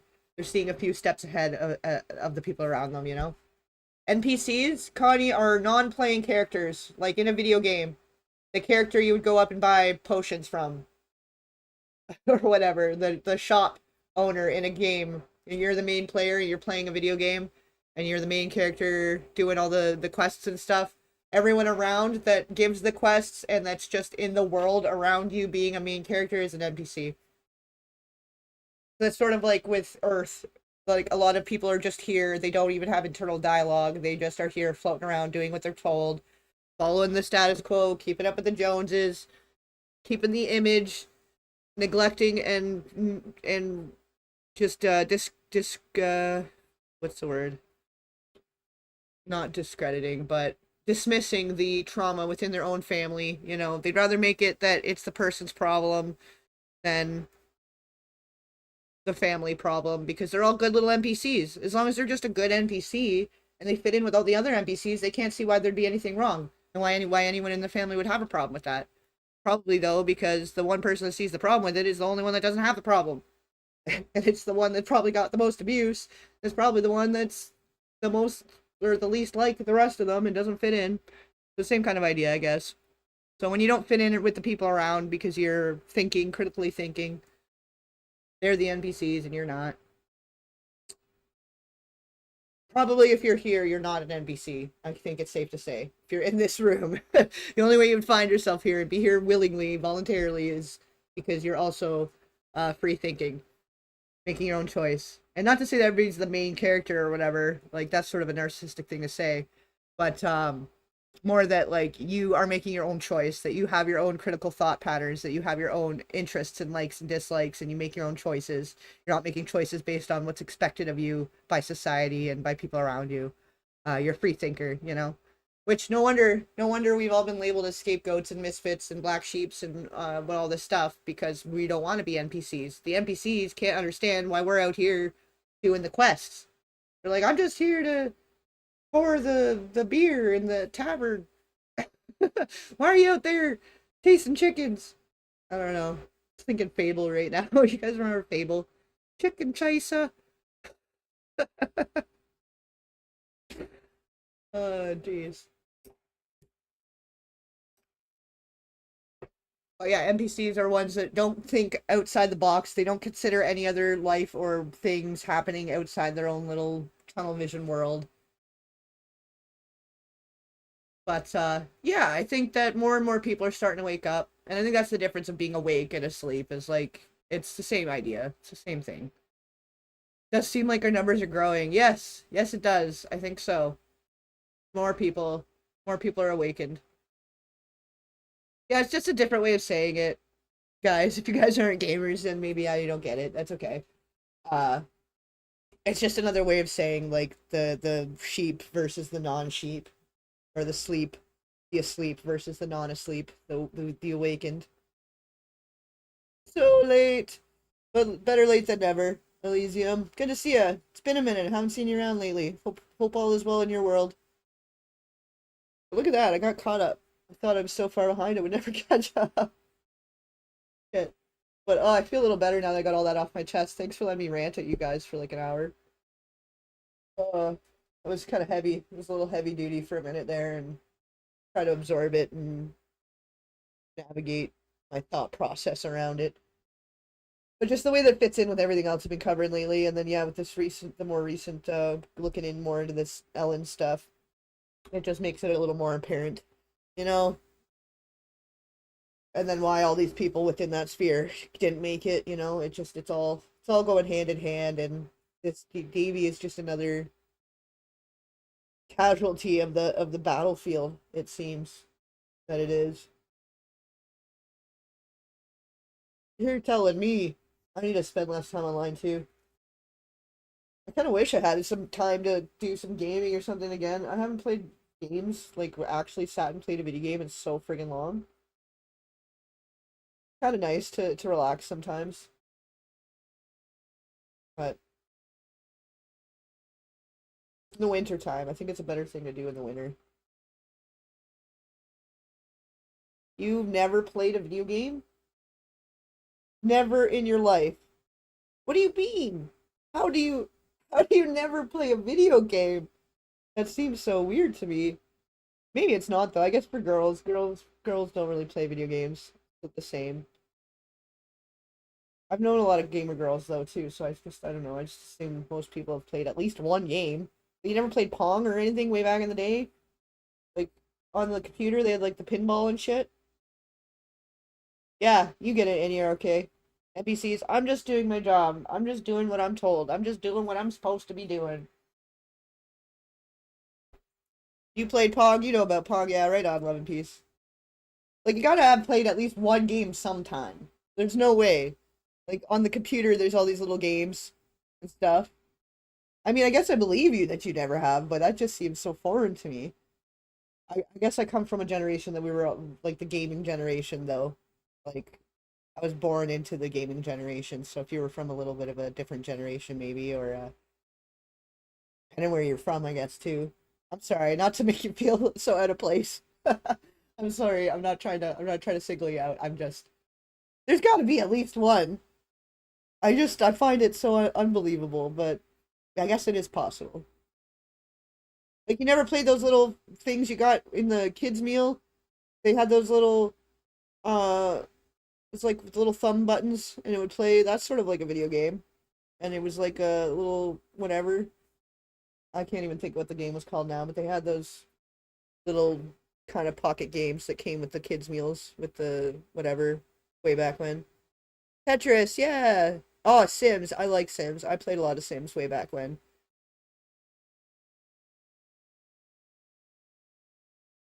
Sims has come a long way. It's kind of crazy now how much they've got for it. Like, I wouldn't even know where to begin with it now. You want to weed whack your lawn tomorrow? Right on. Right on, right on. Betwixt is fun. Is that a game? Let's send her a game. Send them both a game. Yeah, Kimberly and Diana need games. Need to play some games. Gonna break your abstinence, your gaming abstinence. Oh no, we're bad. We're bad influences. Look at us. Look at us being bad influences. Maybe we shouldn't do that. We're not forcing you. You don't have to play a game. Sorry, guys. I'm not trying to make you feel weird about it. Thank you, the finisher. I appreciate that. I'm trying. I'm trying. Oregon Trail. That's a great game. Fuck yeah. Wicked game. I played a zombie version of that game. It was like a redo called Oregon Trail. It was pretty good. There was another one too called Cross Country Canada that was sort of similar that we had growing up, Canadians, on the computer. MS-DOS. Way back Wednesday. That was a good or two. Your friend's addicted to Fortnite. Oh yeah, yeah. A lot of people are into that. I never got into that. I can't really. I don't like games that are too repetitive. Like I like an open world or like a survival, city building. You know, I didn't mind Sims. Kind of like games that like to play themselves. Games where they kind of also make their own choice. Like I don't like playing with NPCs. You know, I like games that they're also smart and it's like it plays itself in ways. This one game, RimWorld, if you've ever heard of it, it's a PC game. That's the one game that I still play like off and on. If I am gonna go play a game, I'll put that one on because it's a good one. I can kind of have in the background too because I'll be putting around doing some stuff, and you make some choices, you build some stuff, and then you let them do their own thing for an hour or two, and then if anything happens, if there's an attack, a raid, or something, then you show up to save them. But it kind of plays itself. It's not really like playing as much. Boulder's Gate. Oh, I remember that game. That was a gooder. That was a good one. Yeah, I guess we'll chit chat for another moment or two here, and yeah, I guess we won't go too much deeper into it for now, because yeah, a lot of the stuff I'm gonna be going into in this degeneracy files, but of course, like, go figure how like ahead on that I kind of was, because that's sort of been halfway in the making since, like, well, all the files videos, these iceberg files we've been doing. Because it connects in back with all those, obviously. But it's an age situation, definitely. Yeah, for sure. Yeah. Yeah, because the video games didn't really come out to like what was it, 85 or something? The home video game systems. Like 89. Like they had the video game crash of 1984 or some shit, and then they had to try to bring it back. If I watch any kids, there's no internet or the Discord. I don't know what they're doing on there. I don't know what they're doing on there either. I can't do the Discord. I keep circling back to it because that's what Desi prefers, but I'm like, I don't even know. Can't keep up with that shit. I don't like Discord.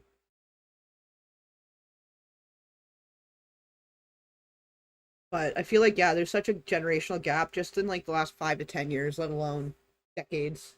So for sure, I get it. It's no worries if you never played a game. I wasn't trying to, not trying to be a bully. It's okay. We still love you, all of us here. You're still welcome. Still not an NPC, whether you play games or not. You're here. You haven't played video games since '93. John Madden for Genesis. Oh wow, yeah, that's a very time ago. The Atari wasn't bad. I didn't mind the Atari. I was definitely more in the Nintendo though. That one, the Super. No, what was it? The action set. The Super Nintendo action set with the gun came out the year I was born.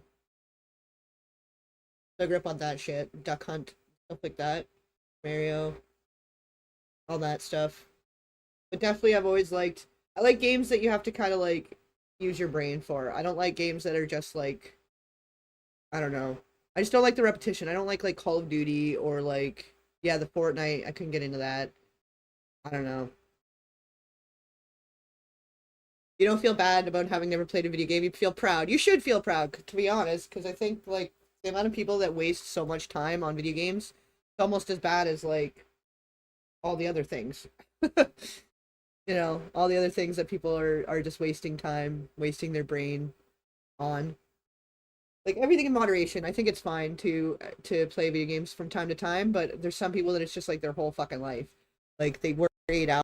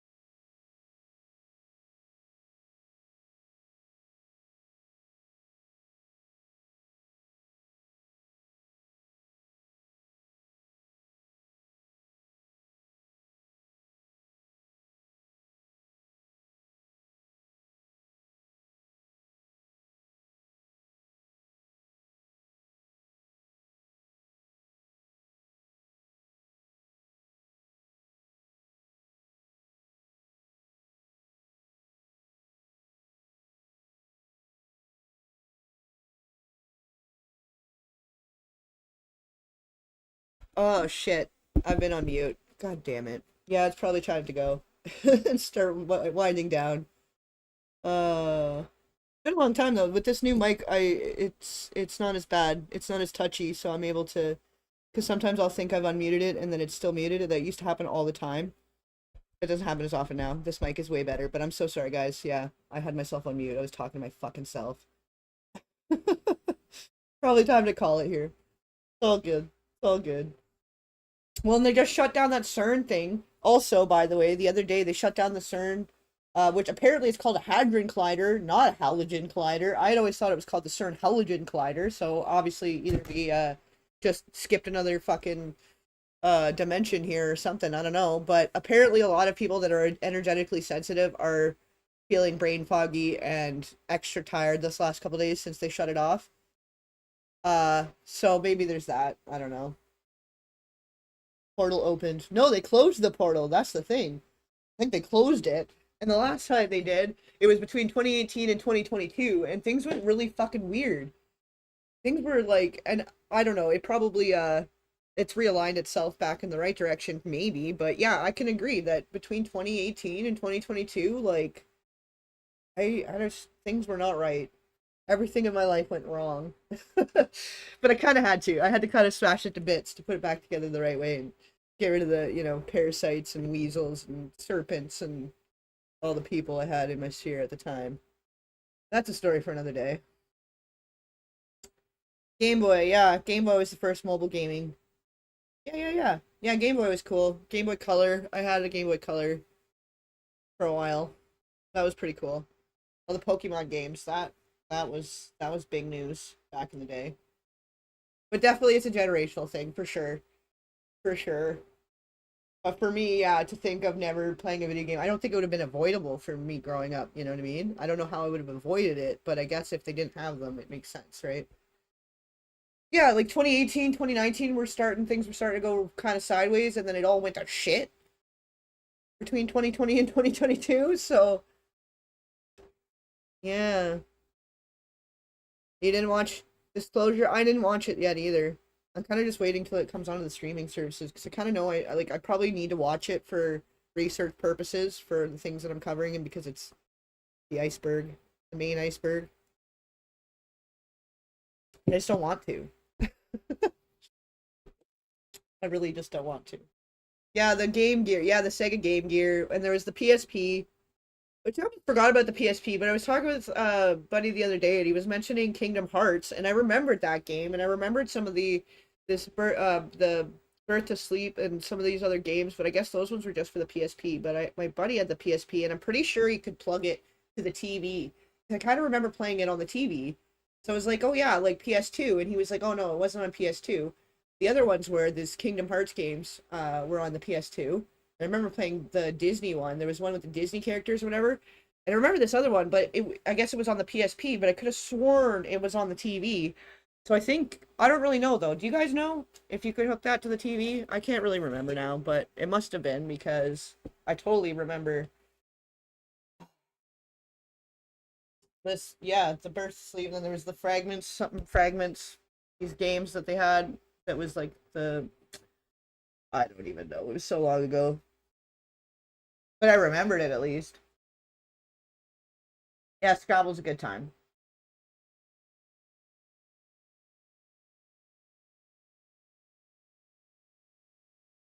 And it's good for your brain too, I feel like. Oh, but yeah, I guess we'll start calling it here. Um, kind of getting late. I think we covered everything, but I kind of wanted to catch up with you guys. I haven't really done a live for a couple days and just been deep in the rabbit hole over here. So it's nice to pop up and just chat with you guys too at the end.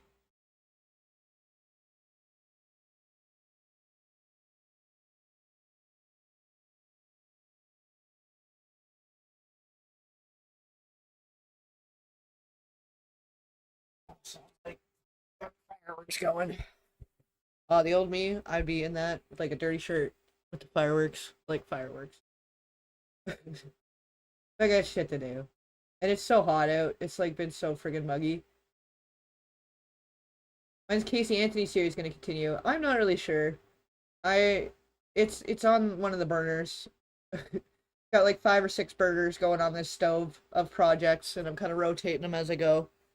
Um Now that first episode is kind of just the introduction to just get people kind of like thinking about it differently and looking into it themselves a little more differently. But I don't know. There's not really a timeline on that. And with the Linkin Park thing kind of being on a time crunch, um, we're gonna see. We're gonna see. And yeah, I got another Gina video. I got one with her talking about Pete Hegseth. I've been meaning to get up. I can only do so many things at once, and I got so many different projects on the go right now that I'm trying to still put the good quality attention into. You know, the thought, the information quality anyway. I don't mind cutting corners sometimes on the editing, but for the quality of information and stuff, I am trying. I'm trying. I am trying.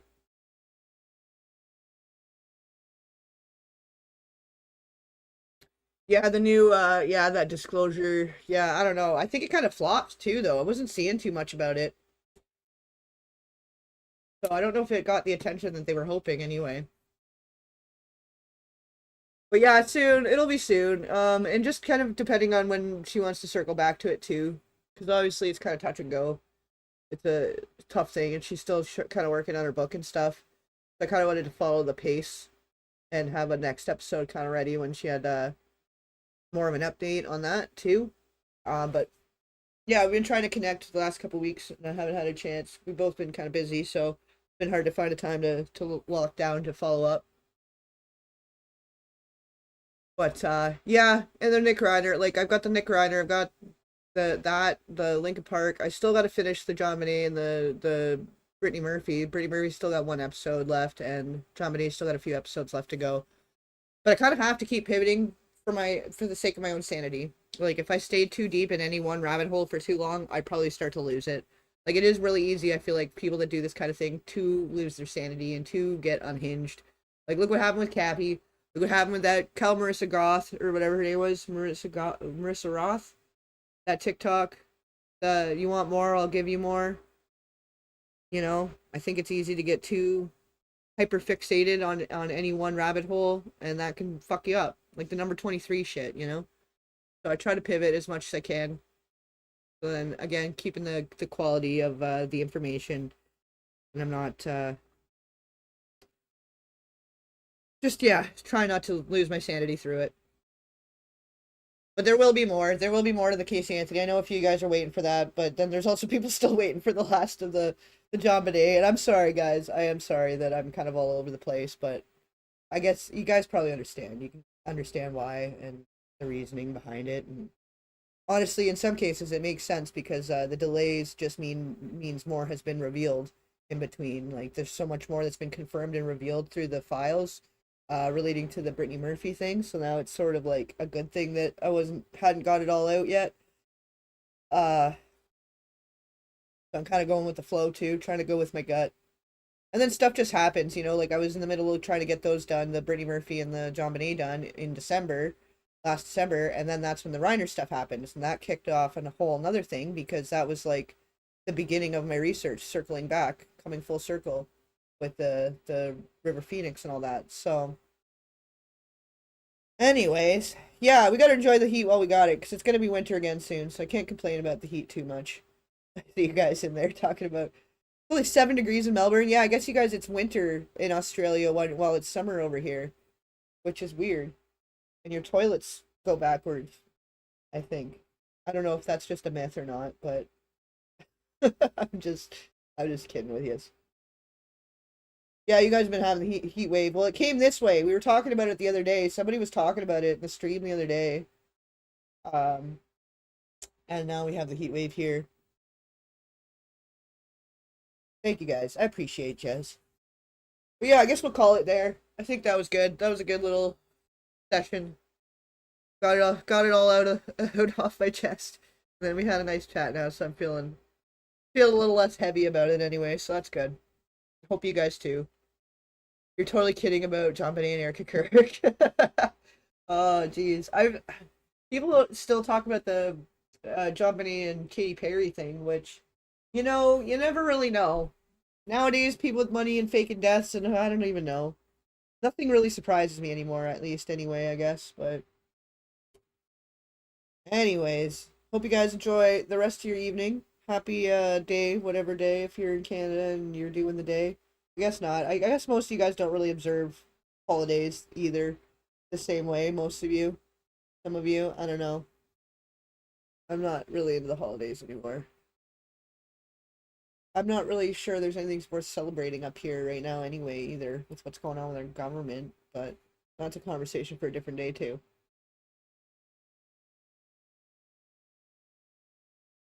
Thanks, JL. And no, it's a reimagination of a digital artwork by Igor Morsky. The profile picture. I have hair. I have very good hair, actually. So maybe I'll update that sometime. But I really liked his artwork when I was getting this together. First started it, and it's sort of, yeah, it's like a reimagination, a redux of one of his art pieces. If you go in my about me section, there's a link to his portfolio or to his website or whatever if you want to check it out. But no, that's not me. Um, I look like a human that's sort of like a humanoid in the picture, but I'm more like a human, a normal human, and I have hair. But that's a great question, actually. Nobody really asked that. I don't know. I guess people just don't really think about it much. I don't know, or they just don't think to ask. I don't think I've really been asked that. I don't think I've ever been asked that one before. And that's a lot of different questions, but not that one. So that's cool. That's a good one. What do I look like? I look like a human. I I don't know. Maybe I'll do a face reveal one day. I started off being kind of more private and more behind the scenes, like just doing my little documentaries. I kind of like my notoriety or my privacy, kind of private notoriety or whatever you want to call it. But I have brown hair. I'm off white because I'm half Mexican. So I'm white adjacent, but I'm not actually white. I tan so good. Um, what else? I don't know. That's the long and short of it, I guess. Not very tall, but I'm not very short. I am athletically built. I don't know. I guess that's the, yeah, that's the main stuff. What else do people, I don't know. I guess that's, yeah, the main describing factors. But yeah, thank you guys. I appreciate you. And yeah, good chat about the tragic story and the intertwined theme throughout. Yeah. Yeah, it's kind of interesting how it's all connecting together, but I think that as we're putting the pieces together, it's just making this one bigger picture. And it all kind of relates to the great big elephant in the room in some way. So I mean, I guess I'm not that surprised that it connects. But I mean, with the Reiner stuff intertwining with the Daveigh chase too, it's sort of like, I guess I'm not surprised either. But it does all connect. It does all connect in a way, and so it's glad you guys are all here for it, and you're picking up what I'm putting down here. Yeah, you like that description? Well, for me, for my age and in my family, like there's baldness in my family, so I'm very proud of my hair. Um, and I keep it nice. Like I take care of it, you know. Uh, and I don't know. I have to look, but I still don't think I even have any grays coming in. So I don't know what I'm doing, but I should keep doing it. Doing something right. But yeah, thank you guys. There you go. Now you have an idea. Now you can kind of picture, I guess, if you've ever wondered what I look like. Because I do, yeah, I do have a pretty youthful voice, but it probably doesn't match what you're thinking, maybe. I don't know. I wonder what you guys would think, maybe now that I'm thinking about it. What I actually look like matches what you guys picture when you're listening to me. Because I guess, yeah, you guys, I don't know. Do you guys picture that? Like, I don't know. I've never really thought about that. That's kind of funny. Fireworks holidays really suck for the pets. Yeah. Yeah, some pets don't like it. Yeah. That's fair. That's where you're supposed to have like designated places with it. You're supposed to have them at certain spots and not just like in the middle of a neighborhood or whatever, but 10 foot tall with long red hair. Yeah, and I'm a bushman. Exactly. Exactly. A bushman. Canadian bushman. I love it. I love it. Yeah, in another life. In another life. Or maybe for my retirement, I will probably be a bush fan because yeah, I like that. I like this like the more primitive outdoorsy kind of thing. Red hair with blue eyes. I'm like a fantasy character. I guess some redheads have blue eyes though, don't they? Yeah. Maybe okay now. That's not like so abnormal, but you guys thought it was a redhead? I don't know how to take that. I don't know if that's a good thing or not. Oh, you guys. You hate fireworks? Well, I'm Mexican, so I like fireworks. And my dog's part Mexican also, so she doesn't mind them. She doesn't get scared about them. And she's like a tiny dog, and she's got so much bigger balls than like big dogs. Some big dogs I know. Such badass. But yeah. that fireworks are coming this week, guys. So if you have pets and if they are doing them in your area, try to get them to a safe location. Buy them some earmuffs or something. Hey, Babish. We're just about to end here. You just got here right at the end. Good to see ya. Your dad's got red hair with blue eyes. Aren't you Spanish? Some kind of Spanish, some kind of Latina? I guess it could still happen. I don't know. And yeah, I guess they do. There are some. There are some. And it's fine to be a redhead. I don't mean anything by that. I'm thinking of that South Park episode, the ginger episode. It's silver hair now, yeah. Well, one day it will be too. Mine will be too. But not yet, which is kind of funny because I know people that are much younger than me that have gray hair already. Not much younger, but some people younger than me and we're already getting gray hairs. Oh yeah, yeah, yeah, yeah. Yeah, well, because today's Canada Day, so they're doing it. I can hear some of the fireworks in the distance. Some people are doing it tonight. Most people are probably waiting till the weekend though, because it's fucking Wednesday. It's 10 p.m. on a Wednesday, fucking setting fireworks off. But I can't say anything because a younger me probably would have been doing the same thing. I used to have, at my old place, I had like a empty lot across the road. You could go over there and shoot the fireworks off, and it wasn't too close to the houses and anybody. And then there was a plaza behind it, so you wouldn't get in trouble for it, and people would come out of their house to come watch. It was like a nice little neighborhood thing. Oh, I'm sorry. Yeah, I guess Sean could be a female name too. Or you've just chosen that name to be incognito.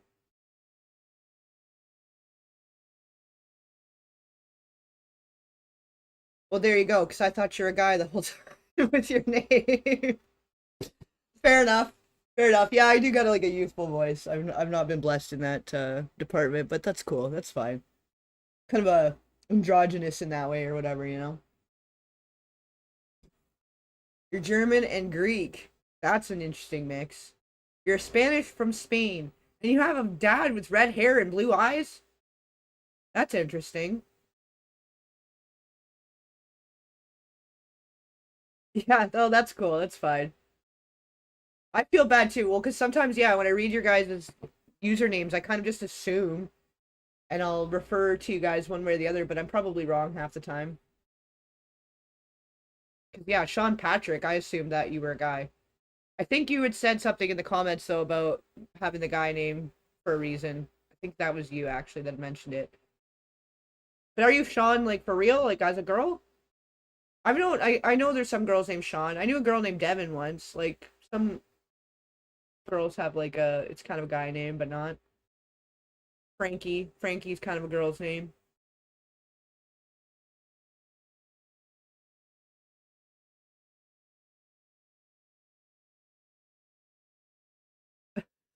Identify. German and Greek just turned 40. Well, there you go. Yeah, fair enough. Well, you're right in the right. We're in the kind of the same generational pool here. I think everybody's either 10 years older or 10 years less of me. That's like the span. The oldest and the youngest of me. Maybe not, maybe a little older. I guess there's some of you that are a little older, but I like that we have a mixed bag and we can get some different opinions and thoughts and perspectives from different generations. I definitely love the group that we've got here. Can't see why I assumed that. Can't say why I assumed that. That's okay. People ask questions sometime. They're not sure. And I guess like I'm very like in tune. I'm like in tune with my divine masculine and my divine feminine in enough of a way that I'm like, it can be hard to tell. Heather is your actual name. Yeah, okay, so it was you. It was you that was saying you picked a guy name for a reason or whatever. That's your real picture.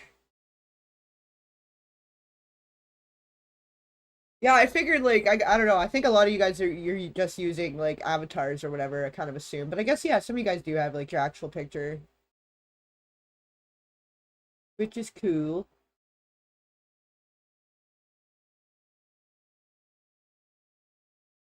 Varied bunch, yeah, but we all fit. It's cool. It's really cool. I think it's really nice what we're building here. I think, for all of us odd ones out, and now we get to be the odd ones in. But all right. For real this time. It is like a Wednesday and it is getting late, and I do got some other stuff I gotta get done here before I crash. No, I'm actually Wonder Woman. Yeah. Oh well, I thought so. I thought for sure you were. Yeah, you're definitely Wonder Woman. And Love and Peace is a cat. Oh, you guys are fun. This is a fun way to end the darkness of that, because I was pretty like I was getting emotional there for a minute. Uh, Speaking about this Daveigh Chase thing, so I'm glad we're having a nice, fun little light chat at the end. I'm glad we always kind of do though. We always end up having our little chit chat near the end. Oh, they thought you were gonna be a boy. That was gonna be your name. Oh, okay, well, that makes sense then that you chose that then. Okay, for real, guys. All right. I'll just be here all night if I don't go now. And I'd love to. I love to stay and chat. I do love our chats, guys, and catching up and getting to know yous. Um, it is nice. It is very nice. I'm not a cat. That's my rescue baby. I know. It's good humor. We got a good. Everybody in here's got a good sense of humor too. I love it. I love that we can kind of joke around. So we can kind of talk about the really dark, serious stuff, but then we all got a good, light, happy, fun side to us all here. Yeah, it's been a really rough one, Luna. You're right. Well, just for everything that it implies, and it just is more of a highlight on the rot of a whole era. But here's the dawn of a new day, of a new age. Brighter days are on the horizon, I hope. Alrighty, guys. You guys enjoy the rest of your night. Much love. Take care of you. I am out. A great big thanks to everyone who stuck through to the very end. You're the true blue gems. I appreciate all of your support, the kind and respectful discussions we're able to have about such sensitive topics, and for keeping your eyes wide open in these crazy and confusing times we're living in. Please don't forget to hype, like, share, and subscribe, and I'll catch you on the flip side. Red bricks crumble under my feet. A path that whispers a cursed heartbeat. Shadows stretch long, they know